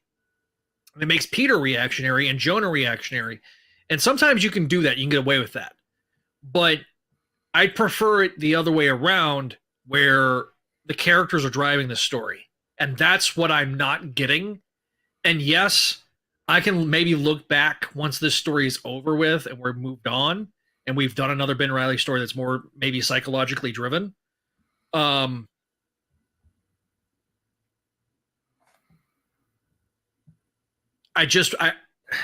underwhelmed. And I'm irritated and underwhelmed. And also, Paul. So I agree with you that the X-Men stuff is really pointless. I think it was I liked the X-Men tie-in, but the X-Men, like Goblin Queen, didn't need to be here. Once Ben started doing weird like magic shit in New York, she just went off to the X-Men book, and the only thing she does here is every once in a while stands there menacingly. And this is a problem that happens with Hollow's Eve too, but I think it impacts Maddie much more because she's like one of the big main 2 villains, where she's just there to drive the bus. Essentially, she's just here. Hey, remember, Ben, these are my demons. They're on loan to you because the plot demands it. It just feels like the X-Men stuff was completely unnecessary. Like the Ben stuff could have been told completely without the Maddie stuff, and this is even really a wrap up to his Hellions run. This just feels like, oh, I've got to do more X-Men stuff because that's what's selling at the office right now, so I gotta do that instead. I don't know. Maybe you've got a different opinion on it than I do, but to me, it feels like, as much as I liked the Dark Web X-Men tie-in, it feels like it wasn't even remotely necessary for Maddie to be here. Agreed. To have a couple things. I think with Spider-Man and what you guys are talking about, like, listen, plot-driven, character-driven, like, it really, I don't think there's a right or a wrong either way. It depends on the story, and if it doesn't generate with you, it doesn't generate with you. I get that, but I for one will never say I prefer character to plot driven or vice versa. I prefer whatever the story needs, and I don't know if you can't make this character driven completely because of so many different things you're weaving together, right? So you just can't expect that. And I don't expect that. I don't know. For me, because again, I don't have the emotion. Listen, I love Ben Reilly. I've always been a fan of the Clone Saga. We've talked a lot about this. I just view Ben Reilly differently and always have, because I'm just not as giant of a fan as you are, Zach. But that's why I have to always remind myself I have to respect that and know where you're coming from, because you hold this character so high and what they've done. I can only imagine how frustrating you can be, or how it can be, or are, excuse me. So I totally get what you're saying and everything. So, it's one of those things where you sound like you're in a hole a little bit there, Paul. So maybe pull the mic a little closer. Okay, sorry. What's going on? One second. Let me check something here real quick. I thought my settings are all set up, and maybe they're not. Check your audio input.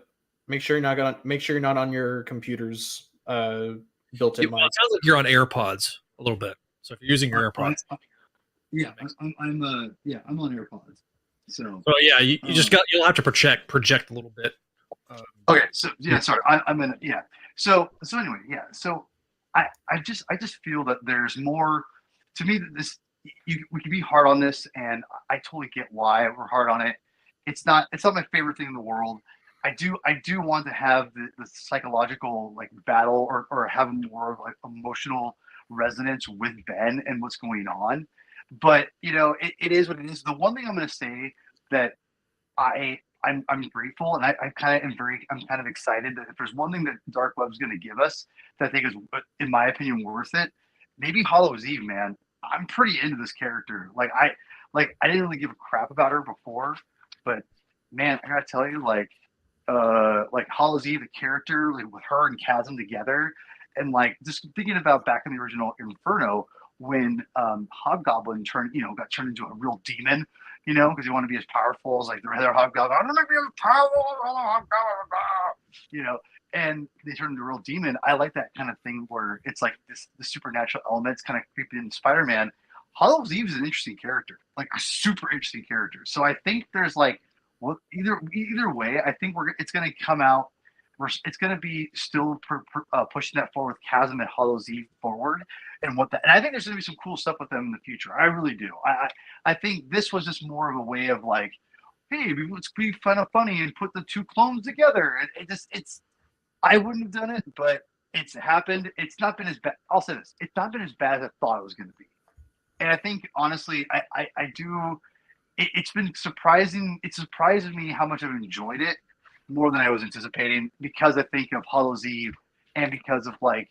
I think I did like the battle between Spider-Man and Venom, then Spider-Man and Chasm. I just like that. I just love superhero battles. I just do. So it's giving me what I want. It's why I read comic books. If I want to read like drama and stuff, I go read like Ed Brubaker or something like that, and just like get depressed. I mean, it's just reality, Like I read Spider. I mean, listen. Like there's nothing against that. I'm just saying, like I read superhero comics to see fight scenes, like to see battles, and there is a drama there. Yes, I do want that. But I want to see fights. I want to see the battle. Like I want to see action. And I'm getting that for the most part. And like, I feel like it's done a good job in that regard. And I'm getting what I want. So yeah, I don't think this is. Listen, I understand where you're coming from though too. and I respect it, and you know, I do hope this wraps up quickly, because I'm looking forward to more Chasm versus Spider-Man fights in the future. So like, I don't think we're done with it by any means. Actually, Paul, you touched on something I kind of want to that we talked about earlier, and I mentioned you specifically because I pushed back against your opinion on this a while back. That you had mentioned like, oh, I like this setup. I like this setup for X thing. When do we get the payoff? I know that's not on your, that the ball isn't in your court on that. Yeah. Like when it happens, but I'm kind of tired of just getting set up. It's sort of like Spencer's run, where most of the run was spent doing setup, and then by the time of the run ended, we'd spent so much time doing a setup that not only could he not answer all the questions in time, but nothing was really that satisfactory in the end. That's why Spencer's run has kind of been retroactively really ruined for me, because most of it was spent just doing setup. Well, I see. I'm going to push back on this a little bit, and here's what I'm going to push back on. I can't push back on your opinion and say you're wrong, and I won't. If anybody, what I'm going to tell you is that this is how modern superhero comics have been done for a long, long time, because they're writing for the trade. They're writing for, you know, this longevity, because right now, you know, they don't have the freedom to, and not just Marvel, it's DC too.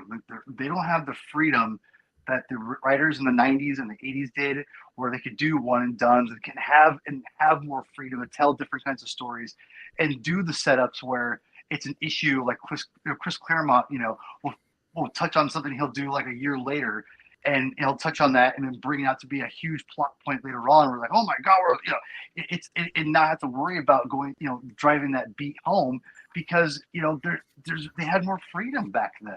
They just don't have that now. So everything has to be set up. Now, there's good and bad at doing that. I think Spencer did a great job up until the end. But I don't put all that on, well, I put it on him, but I put it on not necessarily his fault of execution.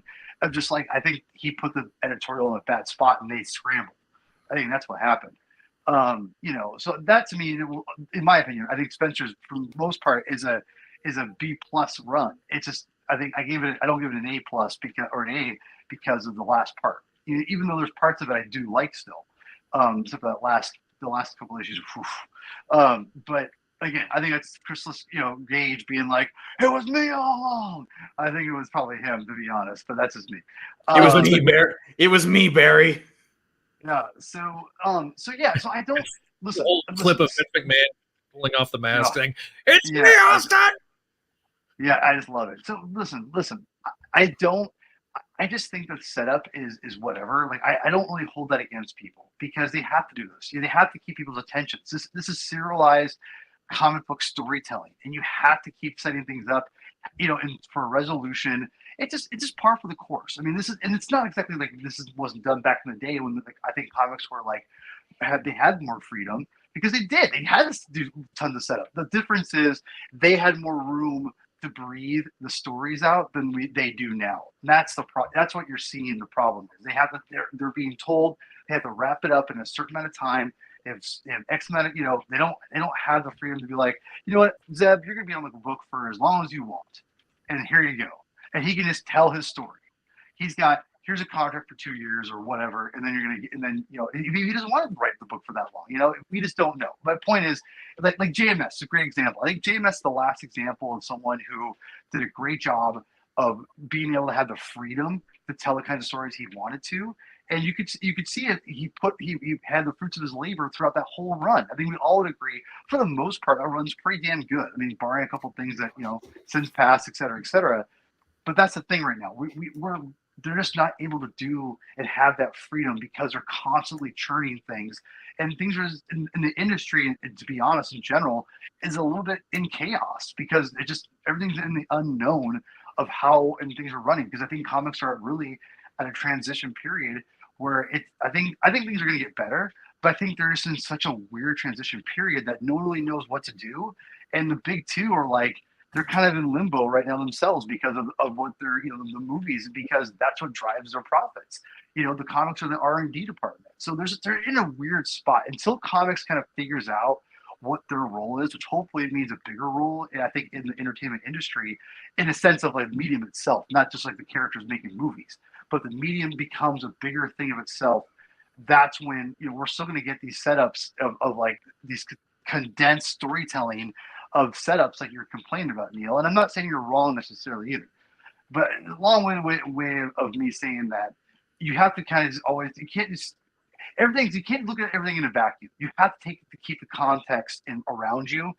And that's what, and that's, and you don't, but for me, that's what I do it. And there's some things, yes, I'm not going to register, but I can't keep holding the way these things are, the 22-page storylines, have to wrap it up in 5 issues. They don't really have the luxury of being like, you know what, this is 3 issues, or you know what, this actually needs to be 8 issues. They don't have that luxury really. And that's not on the writers, that's on editorial and the industry itself. And that's why I think I'm a little more forgiving of that to an extent. I mean, obviously, if I don't like some dialogue or whatever, I'm going to say it. But like, for the most part, how they're setting up and everything, that's how I take it. I guess I'm mostly just like, we've kind of been doing the "What did Peter do" song and dance, and it kind of ties back to that, where like it's all set up, no payoff. And that's been terrible. I mean, straight up, that's to me is the worst part. And I think that, but to me, that's a really bad creative decision. That's not because they have let's set up. That was a really bad decision to put that out in the first place without having at least a few more breadcrumbs, kind of giving hints at what happened. We haven't gotten anything what happened really, except for the first couple issues. After that, it's been pretty much like MJ and him are separated, or that whole thing, right? Like that's it. But that's my biggest gripe of the series is I think that is, we all agree, that's been the worst part. I think for the most part, it's been pretty dang fun and a good run so far, to be honest.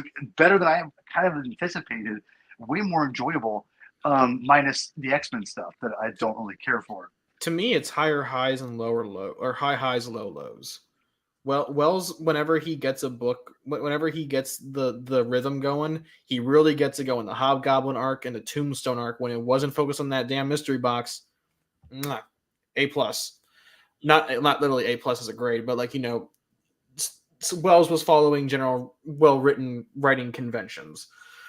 But yeah, when he focuses on the mystery boxes and the X-Men, whenever he has to grind the story to a halt, that to kind of tease the mystery box, that's when the cracks begin to show. And unfortunately, the Chasm plotline to me has the same foundational issues where the cracks showed really early, but they didn't send a team out to fix them. They didn't send out public utilities to fix the hole.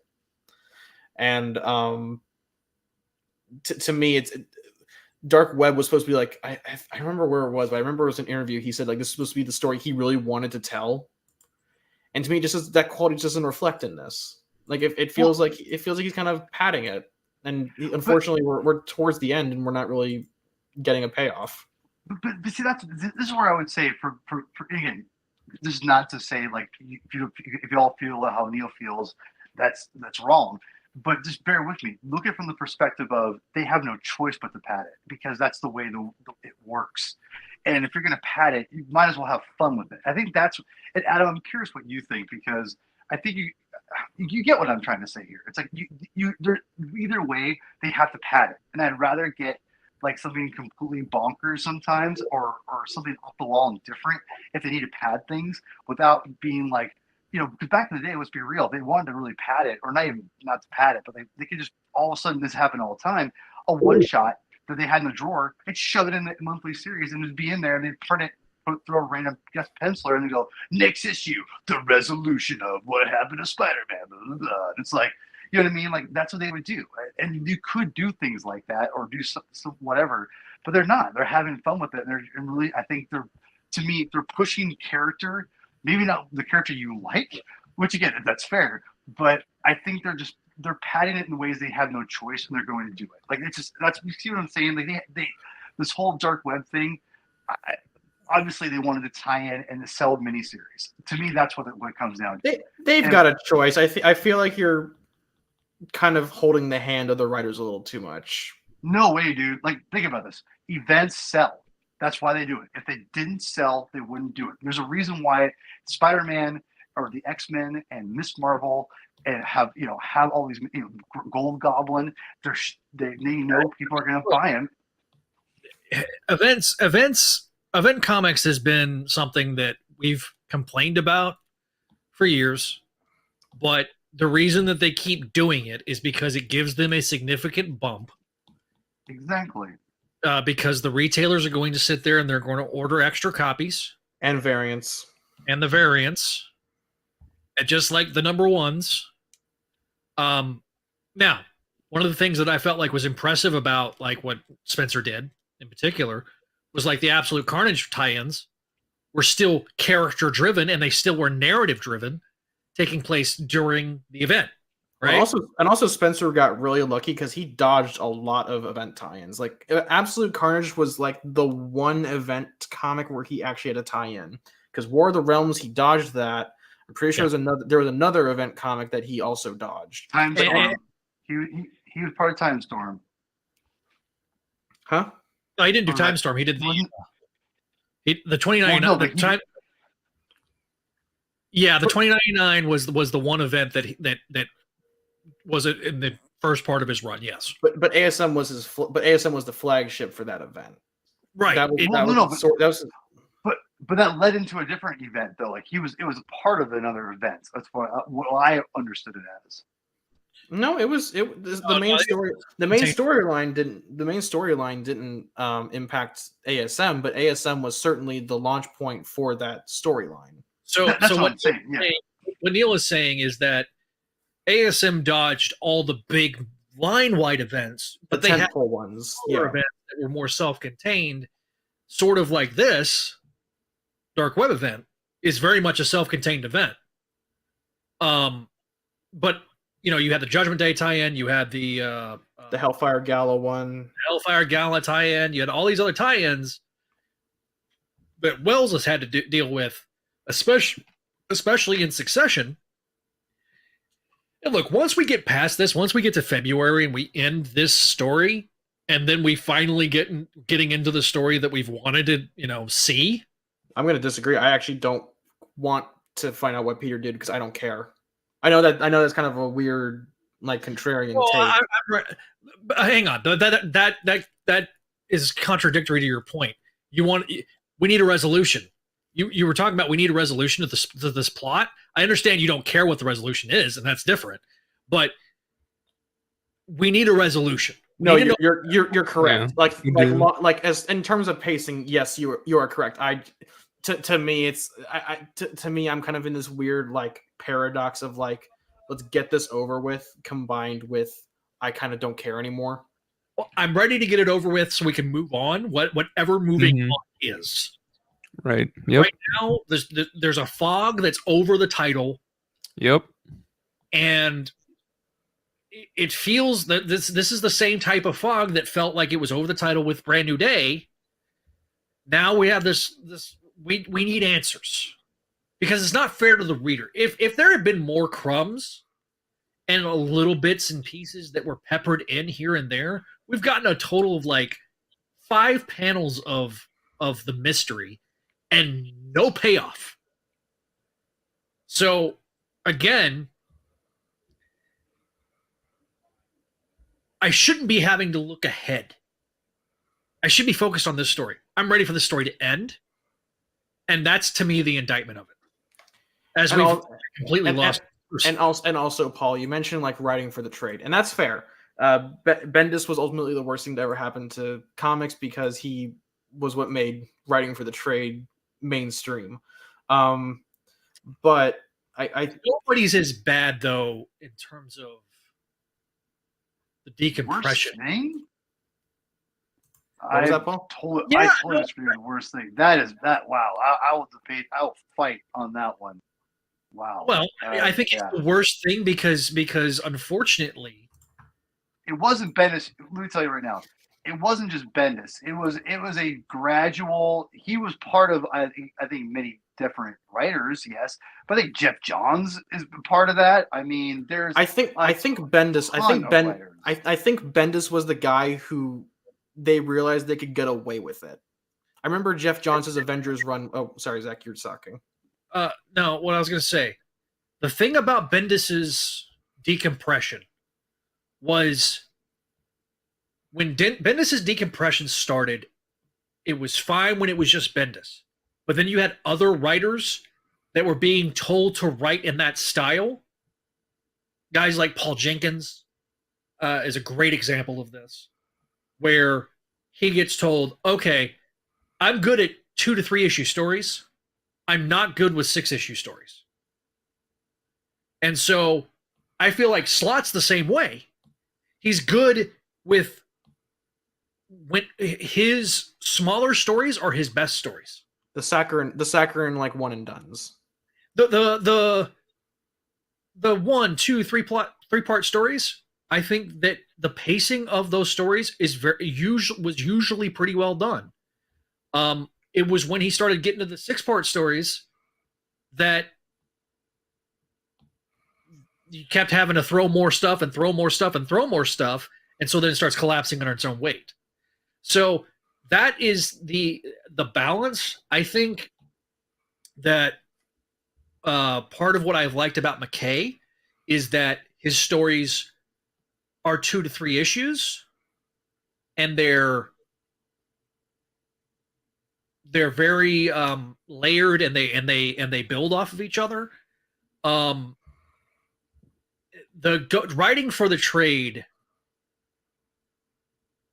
is now what ultimately what has happened with that is that the salespeople say, okay, we're going to look at the sales of the first issue, and we're going to cancel a book based on the sales of 1 issue. We'll let you write the 6 issues, the 4 to 6 issues that you've already been contracted for. That you got contracted for, and that's it. The MJ series was like that. It was the exact opposite. It was so popular that that Leah Williams suddenly, oh crap, I have to write a second story. And she was ready to move on to X Factor. Yeah, she was, and they already lined up her next gig, right? Greg Weisman. I think I can say this now. He did a mini series for Marvel. Oh, Starbrand and Nightmask. Yeah, I remember that. And Nightmask. That was canceled before the first issue came out. Like, that wasn't going to go beyond the issues that were the 4 issues that were solicited.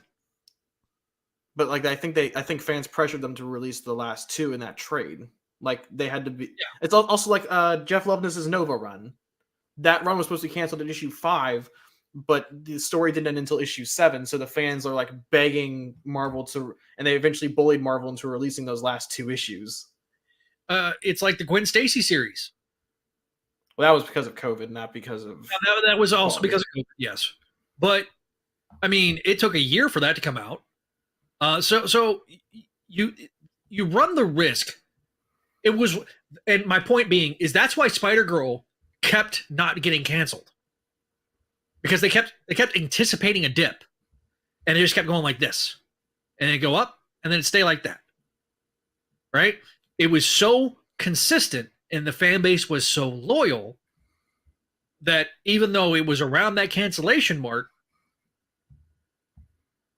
they get the sales up organically. It wasn't like it was, oh, we're going to release a variant, and then we get, shops buying 5 extra copies so that way they can get their precious variant. Oh, the ratio variants, yeah. We get 10, 15 extra readers. We get 10, 15 readers all getting one of their friends to buy the book,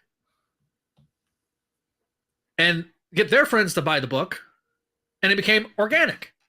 And so it went from 17,000 to 30,000, right? Not because people were just buying an extra book, but because they tried to promote it. That's the issue with the direct market as is right now. Also, Marvel has no marketing department, and they are unwilling to support their titles, which is kind of like a self-fulfilling prophecy, where it's like, oh, you want your title to go more than 6 issues? Better advertise it yourself out of your own pocket. Like, who was the run before Mighty Captain Marvel? It was Gage. It wasn't Gage, was it? But the people making that run had to advertise out of their own pocket. Marvel has no marketing department for making these books sell, and then they do the Pikachu face when their book gets canceled after 6 issues. This gets to a bigger issue. I think that we could spend an entire episode discussing about why aren't we cross promoting. We have these $1 billion movies that should be gateways. But we're not seeing any titles getting that the movie audience. For me, as a parent,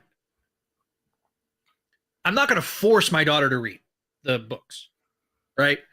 She wants to read the books. Her and I have always talked. You want Daddy to read the books with you? I will read the books with you. We will do whatever.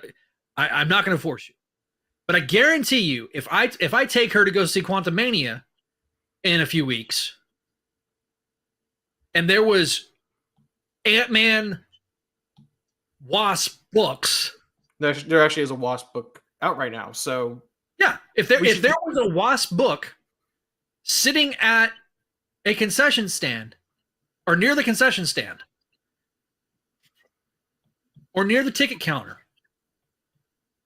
that was $3, I could pick it up and buy it along with the ticket. So I will say we're getting a little off topic. We're getting more off topic, and that's what I'm saying. We're getting in the weeds. We could sit there and discuss. We could spend, like I said, we could spend an entire episode talking about alternatives to what we're saying. Also, why can't we do one and dones anymore?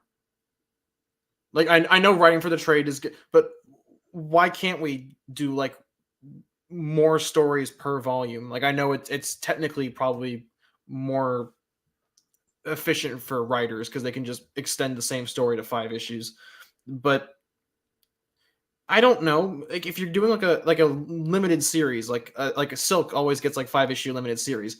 That's a good idea for like a extended storyline because it's all meant to be like one book. But like if you're doing an ongoing, I think we should get more one and dones because if writers are Pikachu facing when their run gets canceled, they shouldn't have like these 100-issue epics that they don't know are going to make it even halfway there. Some of the best issues I felt like of Spencer's run were the ones that were one and dones. But I think the problem you guys are realizing is that I think, again, I could be wrong back in the day, but I talk about that freedom. They didn't, they're pretty much were on the book until the book was like they were taken off. It wasn't. I think now they're more contracted. Like I'm on this book for X amount of issues, and I know that probably was back in the day as well. But like when you think about like again the Chris Claremonts who just kept going and going and going. I mean, I think they because maybe the market was slower to get back to if books were selling more or not. But either way, look at Darkhawk. I mean, Darkhawk, Danny Figueroa, he wrote that comic for about 50 issues, and so the thing is, they just have more freedom. But now it's like, hey, we're gonna hire you for the X amount of issues. It's a little more condensed from a limited standpoint of what they're able to do at a time. But doesn't that prove my point though that the writers should be prepping for smaller runs instead of publishing instead of having these 100-issue arcs written and then but they don't. like being not all of them do though. Yeah, not everybody's doing that. I don't disagree with what they're saying. Because I think with the direct market now is it goes back to what I was saying a minute ago, where okay, hey Neil, I'm going to have you draw a Nova miniseries. It's going to be 5 issues, right? Let's go. And I'm going to have Paul write it. We're not going to really do a ton of marketing on it. We'll probably do a press release, maybe an interview. Maybe some concept art gets tossed out there. Yeah, throw out some sketches, some concept art, and we'll see what the buzz is, and we'll see what the reaction is, and we'll see what happens with the, with the orders, the pre-orders. and say it does 105,000, which is insane in this market. Great, but this is what your point is with Paul. What you were saying, the reason Danny Fingeroff was able to do 50 issues of Darkhawk is because the market, there was far more eyeballs on the comic market than there are right now. And considering what's going on with Comixology, because they just had like a massive layoff. Yeah. It does not bode well, because I feel like the digital comics marketplace was helping buoy the other comics, because comic shops cannot make it now on just comics. They can't. They rely on like Magic the Gathering, and they have to do D&D sessions. D&D, and actually they're probably going to suffer from that too, because of Wizards of the Coast basically stuffing their heads so far up their own ass they can see their small intestine. Again, this is where also goes into, some of them do collectibles, right? The freaking the Funko Pops. Listen, I like Funko Pops. Don't get me wrong. There is so many though, I can't keep up. But like this figure right here, the Spider-Man 2 PS5 Legend. Pre-orders went up today. You know what everybody's talking about? Not the freaking suit. They're not talking about this. They're not talking about this. They're talking about the price. Because it's $34. And they don't even have all the same hand swaps that you get like one set of thwips and one just regular hand. Oh no, you get a thwip, a fist, a crawl. No way. I thought it was like a set of just the thwips in the hand. Full set. You don't have both hands. Oh God, what a shit heap. And what a paytis. I feel bad for Dan and the crew, the guys that are the public faces of the Marvel Legends team, because they see everything that everybody's saying, and they're they have to sit there and be like, well, Paul may have won because Chasm and Arachnite are coming to Marvel Future Fight, so Paul may have just won without us even realizing it. Shit. Look,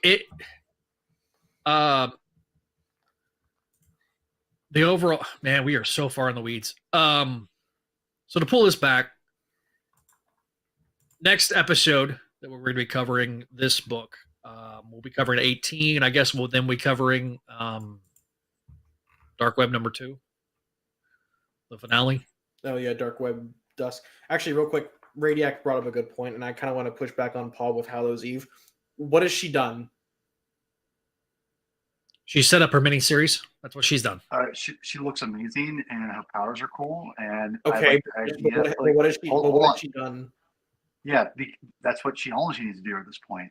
I mean, I liked her power set. I like the fact she's teamed up with Ben, and that she's got a chip on her shoulder to like fight something and to go out and cause havoc. Like that's what a bad guy does. Okay, but she hasn't done it. But she hasn't done anything this run. We're talking stood there. She's done some stuff. I think in Venom, isn't she? I don't know. She was in Venom. Yes, he's been in Venom. Yeah, so she has interacted more in Venom. I have not read today's issue of Venom. But you see my point though, right? Is that like I have to go read Venom. Like after being in ASM, right? I get her being in ASM. Then she does more in Venom and appears more in Venom than she does in ASM, which more people are going to read just because. But to be honest, there's not enough space in Amazing Spider-Man. That's why she's in Venom. Then why do we have the Insidious 6 then? We could have cut half of this of this last issue. We had to cut that last issue in half. Spend some time working and developing Janine and Ben. Before pouring them off to Janine's miniseries. Tell me this: how many pages on Insidious 6 on? I believe they're in like 5. Half the issue. Yeah, they're not in half the issue. I know that for a fact. The issue was Insidious 6 crap, and the Jonah Jameson. I'll give Paul this: they're not in like half the issue, but I do think that you could have used her as like the lead-in boss before fighting Ben or REK-RAP or whatever. You could argue. I mean, here's the deal. You could argue all kinds of stuff about you could rework this and rework that. The point is this: like, as far as her as a character, I'm not talking about her what should have been, what could have been. As her as a character, I like what I've seen so far. I think she's cool, and I answered the question. What has she done? She's done stuff in Venom. I liked it. Like, that's all I'm saying. Like, I like it. Should she be in Amazing Spider-Man? Sure. So should Golden Goblin. So should there should be no X-Men characters in this at all. In fact, agreed. So you see what I'm saying? You could go down that rabbit hole, sure. But in this point, my point is, she's done something. I like it. I think it's interesting. Ultimately, they're spreading out because this is a tie-in and it's a big event, and they, they're spreading all this stuff out so you have a reason to read the other books, I guess. Even though Nick Lowe basically said, even though Lowe promised, he promised you don't have to read other everything books. else. Yeah, he did say that. Like because he's like, oh, if you just read the first, the prologue and the main epilogue and the character, ASM stuff, so he's fine. right. I know that's what I'm saying. Like, but they still want to entice you to potentially dip your toes into the other books, because it is still, Dark Web is not just Amazing Spider-Man. It's an X-Men. It's in Venom. Miss Marvel got a tie-in because she's in the book. She's in ASM for some reason. We have the Norman thing going on and MJ Black Cat thing going on. So I don't know, whatever, man. Like, it's comics. Comics are gonna comics. They're gonna want you to, I don't know, spend your money on other books if you feel like it. If you feel the need to want to have potentially the whole story, even though like ASM is more or less just fine on its own. So there you go. I don't know. I feel like I have. You might weigh your grade differently, Paul, but I just have no interest in a character who stands around looking cool. You're right. I don't either. That's why I read her in Venom. I thought she was cool. So there you go. Yeah. Well, I don't read Venom. The thing so is there's too. a problem. Well, and the thing is too, they apparently have enough faith in the character that she's getting a mini series. So there you go. I don't know, like. Yeah. Again, it's not, and look, it's editorial's fault. Okay, just blame them. Like, I don't know. It really is. Yeah, exactly. I do feel like that they haven't done anything with Janine, and people probably think that I am like upset about Janine. Janine is an open enough character. They haven't done a ton of things, and like even Josh brought this up with me. Him and I talked about it. They haven't done anything with Janine over the years. The only person that did any type of character development was DeMatteis, and it was, establishing her backstory and then establishing her return, and that was it. She wasn't heard from until Wells brought her back, and it felt like that for the most part she kind of got shunted off to the side, and I kind of feel that same way with this story. She gets introduced, gets her powers in the Dark Web, the beginning of Dark Web, and then doesn't really do anything until we get to Venom, and then like doesn't hardly do anything in Venom. So again, the whole Gobby Mommy with Gold Goblin. You've got to be saying it now. I've ruined everything. I just want to punch you in your ovaries. What? Anyway. Kidding. Okay. I hate that. I still hate it, but like I just have embraced it. I've embraced the hate. But again, my legitimate criticisms have been whatever they are. And look, Paul, being the contrarian that you are, I appreciate that we're not just agreeing with each other and jerking each other off about our opinions being correct. I'm not saying that other shows are doing that, because again, I have not listened to the review shows of other shows for a while because I don't want them to influence my thoughts. Just because I want my thoughts to be mine, if that makes sense. Mm-hmm. And not, because so and so said this, I'd rather listen to it after the fact. So like if other people like are on a Discord or making things and saying things, I'll look at it, but I try to avoid making a ton of statements like on other platforms, because to me, I want my opinions to be mine and my own. So I appreciate Paul's perspective, because I think that I get what you're saying. Visually, she's a cool looking character. Visually, she, you know, the motivations are she's being bad. Okay, you know, out of the two, I can see much more Hallows Eve being something with staying power, far more than Ben, because Janine has gotten the shit into the stick her entire publishing career. All right, she freaking gets physically and sexually abused by her father. She ends up having to murder her father, probably in self-defense. Goes on the run, has to adopt a new identity, has to you know, adapt to being a nomad. Then she basically gets, you know, manipulated by Kane into faking her own death. And then she comes back to life, and it's, you know, back in Ben's life, and everything's hunky-dory until Kane shows up and tries to kill them both. Right? And then she turns herself in at the end of the story because she realizes that she has to be done running. I can see them building off of that and saying, you know, this is a character that's always ran, and now she's facing her own demons by taking on by her metaphorical masks becoming literal. Okay, that's an interesting concept, but we haven't seen enough, to Neil's point, to build off of it. So like what the REK-RAP's defense. It's been like 3 months. Yeah. I'd have much rather seen. I'd just much rather have seen. I'd like to be shown and not told. Her full character development in 60 pages, or this is old dog shit. No, okay, that's not what I'm saying. I just like to see. I'd like to see her blow something up. Right now. Okay, Paul, you're being. I'm gonna be honest, Paul. You're being really bad faith right now. Hang on. But but what I was about to say is what I would have liked to have seen is less bloat in this event and more character. Like, you introduce a bunch of stuff,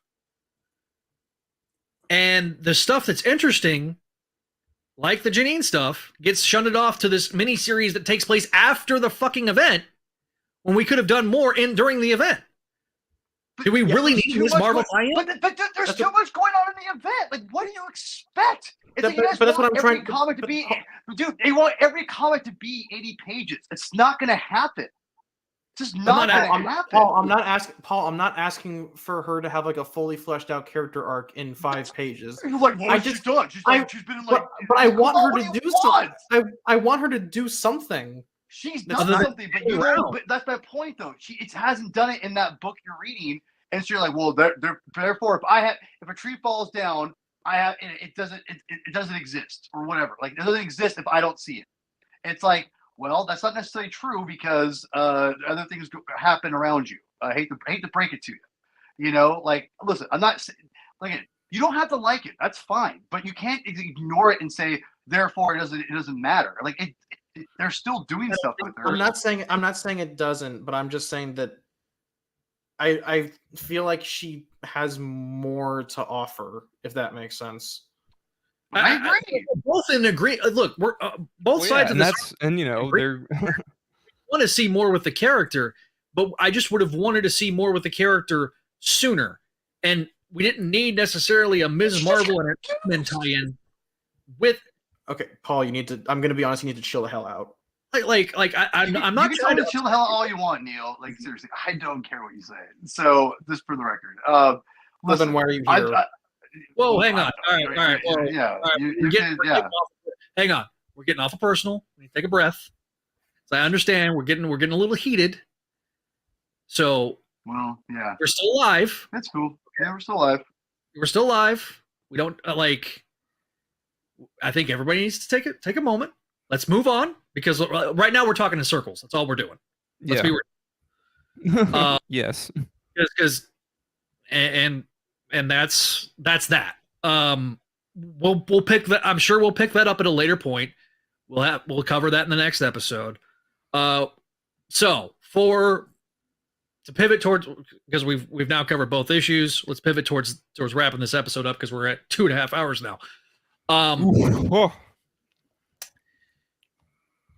Next Patreon episode. So everything dark web. Actually, let's not do everything dark web yet. Let's do. How about this, Neil, Paul? Let's do MTV Man. It's on Disney Plus. We can set it up. We'll do a commentary. We need Hobby for it. We'll bring on Hobby too. I'll try to set that up. Thank you. Because that was Javi and I's baby, so we just want to make sure that he's there for it. And Javi would have been here tonight. For the record, Javi would have been here tonight, but real life got in the way, which I don't blame him for. So, all that being said, we will do we'll do MTV Man. We'll probably also do the rest of dark web, which what fun. We're gonna make it fun. I mean, we got to do something, because for those of us that aren't enjoying it, like I wish that I could enjoy this story. It's just, I think if it had been anybody else but Ben Reilly, I probably would have enjoyed it more. Let's just put it that way. But I haven't. I've been disappointed by the MJ Black Cat mini, but I haven't hated it. It's not like awful, but it's like I have a very high bar. I'm very confused by the X-Men one, so I need Neil to decipher that. Jesus Christ, that's all I'm good for, is just deciphering X shit. That's what I have you for. And then I have not read the Ms. Marvel tie-ins yet. I have like Gold Goblin though. I have like the Gold Goblin. Gold Goblin's great. Paul, have you read those?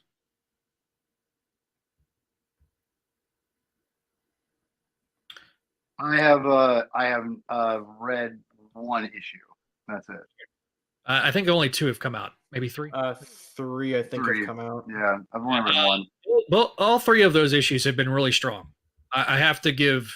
I would be very interested to see Cantwell cover regular Spidey. Like, he's on my list, honestly, because I think Cantwell is Iron Man. I really actually like. He's too busy trying to make Hellcat a thing. Listen, just because he paid Joshua Lambertoni a lot of money, I'm just kidding. Josh is a giant Hellcat fan because, like, he went back to like the 50s and read all that. All the Patsy Walker stuff. Yes, like he is. Yeah, but like I say, any other final thoughts, guys? Go around the horn. Defense attorney, campaign manager of REK-RAP. I like REK-RAP. Based. I don't care. I don't care. I don't care what anyone else thinks. You can call him a Battletoad. You can call him a Ninja Turtle. I'm gonna call him a Battletoad from now on. You can call him I don't know, whatever. I think there's a charm to this issue that was enjoyable to me. So. Maybe I need to take a breath and reread it. Maybe I just need to turn my brain off. Maybe I'm I don't know. Paul, final thoughts. Yeah, I don't know. Read comics. Yeah, Read more comics. Paul, what you got coming up on the comic binge? What's the next couple of things? Next week, quite a doozy. That's all I'm gonna say. It's quite a doozy. Quite a doozy. It's a very controversial story. I'll just say that. Is it Spidey related or is it? It's all to say it's Frank Miller related. Is it? And it's not Holy Asbar? Terror. Oh, yes, It's not okay. Holy Terror. Is it Asbar? It's not Holy Terror. Is it Batman related? Yeah. Perhaps. Oh, I know what he's talking about. I'm not going to say anything. All right. Yeah. So check that out. Comic Binge YouTube channel. Obviously, we are live streaming on both the Spideydude Radio Network channel and the Comic Binge channel. So check out Paul's stuff next week. It'll be a fun interaction. Now that I am not having to be up at 5:30 in the morning, I can stay up and watch it. So or watch the recap. So Neil, give everybody one final update on Books X, and then we'll get to wrapping this episode up. All right, Books of X. Kelly, Zach, and I are planning on recording not this week, but within the month. So watch for that on either YouTube or on YouTube, but either a live stream or a recording. So yeah, either one. Got a tease. Because I only talked to Neil about making the graphic literally right before the show started. Yeah, no offense, but you sprung that. I'm like, oh crap, I got to work on that. Yeah, my bad, Neil. Only because I got this confirmed. And I'm just that good. So not. All right. So what is today? Today is about to be 18th, the 19th. So 3 weeks from today, there will be a very special episode of Make Mine Mayday that I'm looking forward to. Our next episode, I think, does Dark Web come out on the finale? Come out the first? I can't remember. Comes out in March, I think. Not in March. I think it comes out. Okay, so ASM comes out next week. So yeah, but I don't know when Dark Web finale is. So I think the Dark Web finale is either the 1st or the 8th. So we may do a special Thursday special if it is the week of the 8th, and we'll so stay tuned to that. Be sure to follow us on Twitter, and Instagram to continue to say. And Venkman does make a good point. Say this: the first SDE of 2023 was quite the lively one. It really was. So next time, regular episode will be Dark Web. I don't know when we're going to do another news episode yet. I've got some other interviews that I'm trying to line up very, very soon. So 2023, this is just the start. Welcome. We're back. And with that, we'll begin to wrap this episode up. Gonna use the old outro. I've recorded the new one, but I haven't uploaded it yet because I still need to edit some stuff. So, without further ado. All right. That wraps up this episode of the Spideydude Experience. Thanks for watching. If you're watching us live on YouTube, if you're listening to us on the audio edition, also thank you. Be sure to give us some feedback on your favorite podcasting catchers. But if you are on the YouTube, be sure to give us a like, a share, and subscribe so you can be notified when the next episode of this show drops, but also our other show on the channel, Make My Mayday, the show all about the Spider-Girl title, the Spider-Girl world, and the world of the MC2. We got our other great shows on the Spideydude Radio Network. Our Spideydude Legacy Vault has Clone Saga Chronicles and Spectacular Radio on it. And then we got our newer shows, such as Voices from the Eerie, Amazing Spider-Man Classics Season 2.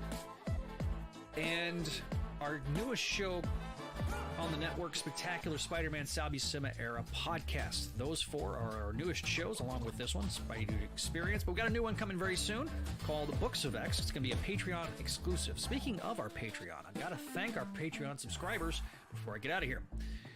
The Vinkman, Scott, Greg, Phoenician, Kale, Georgia, Jessica, Catherine, Cindy, and Jurgen. Thank you guys for your support of the show here on the Spideydude Radio Network. All the money goes in, and it really does help keep the lights on. If you want to be a part of the program, you can do it a couple different ways. You can leave us some feedback on your favorite podcasting catchers, but you can also leave us an email, SpideydudeRadioNetwork@gmail.com. as well as the voicemail line for all the shows here on the Spideydude Radio Network, 818-925-6631.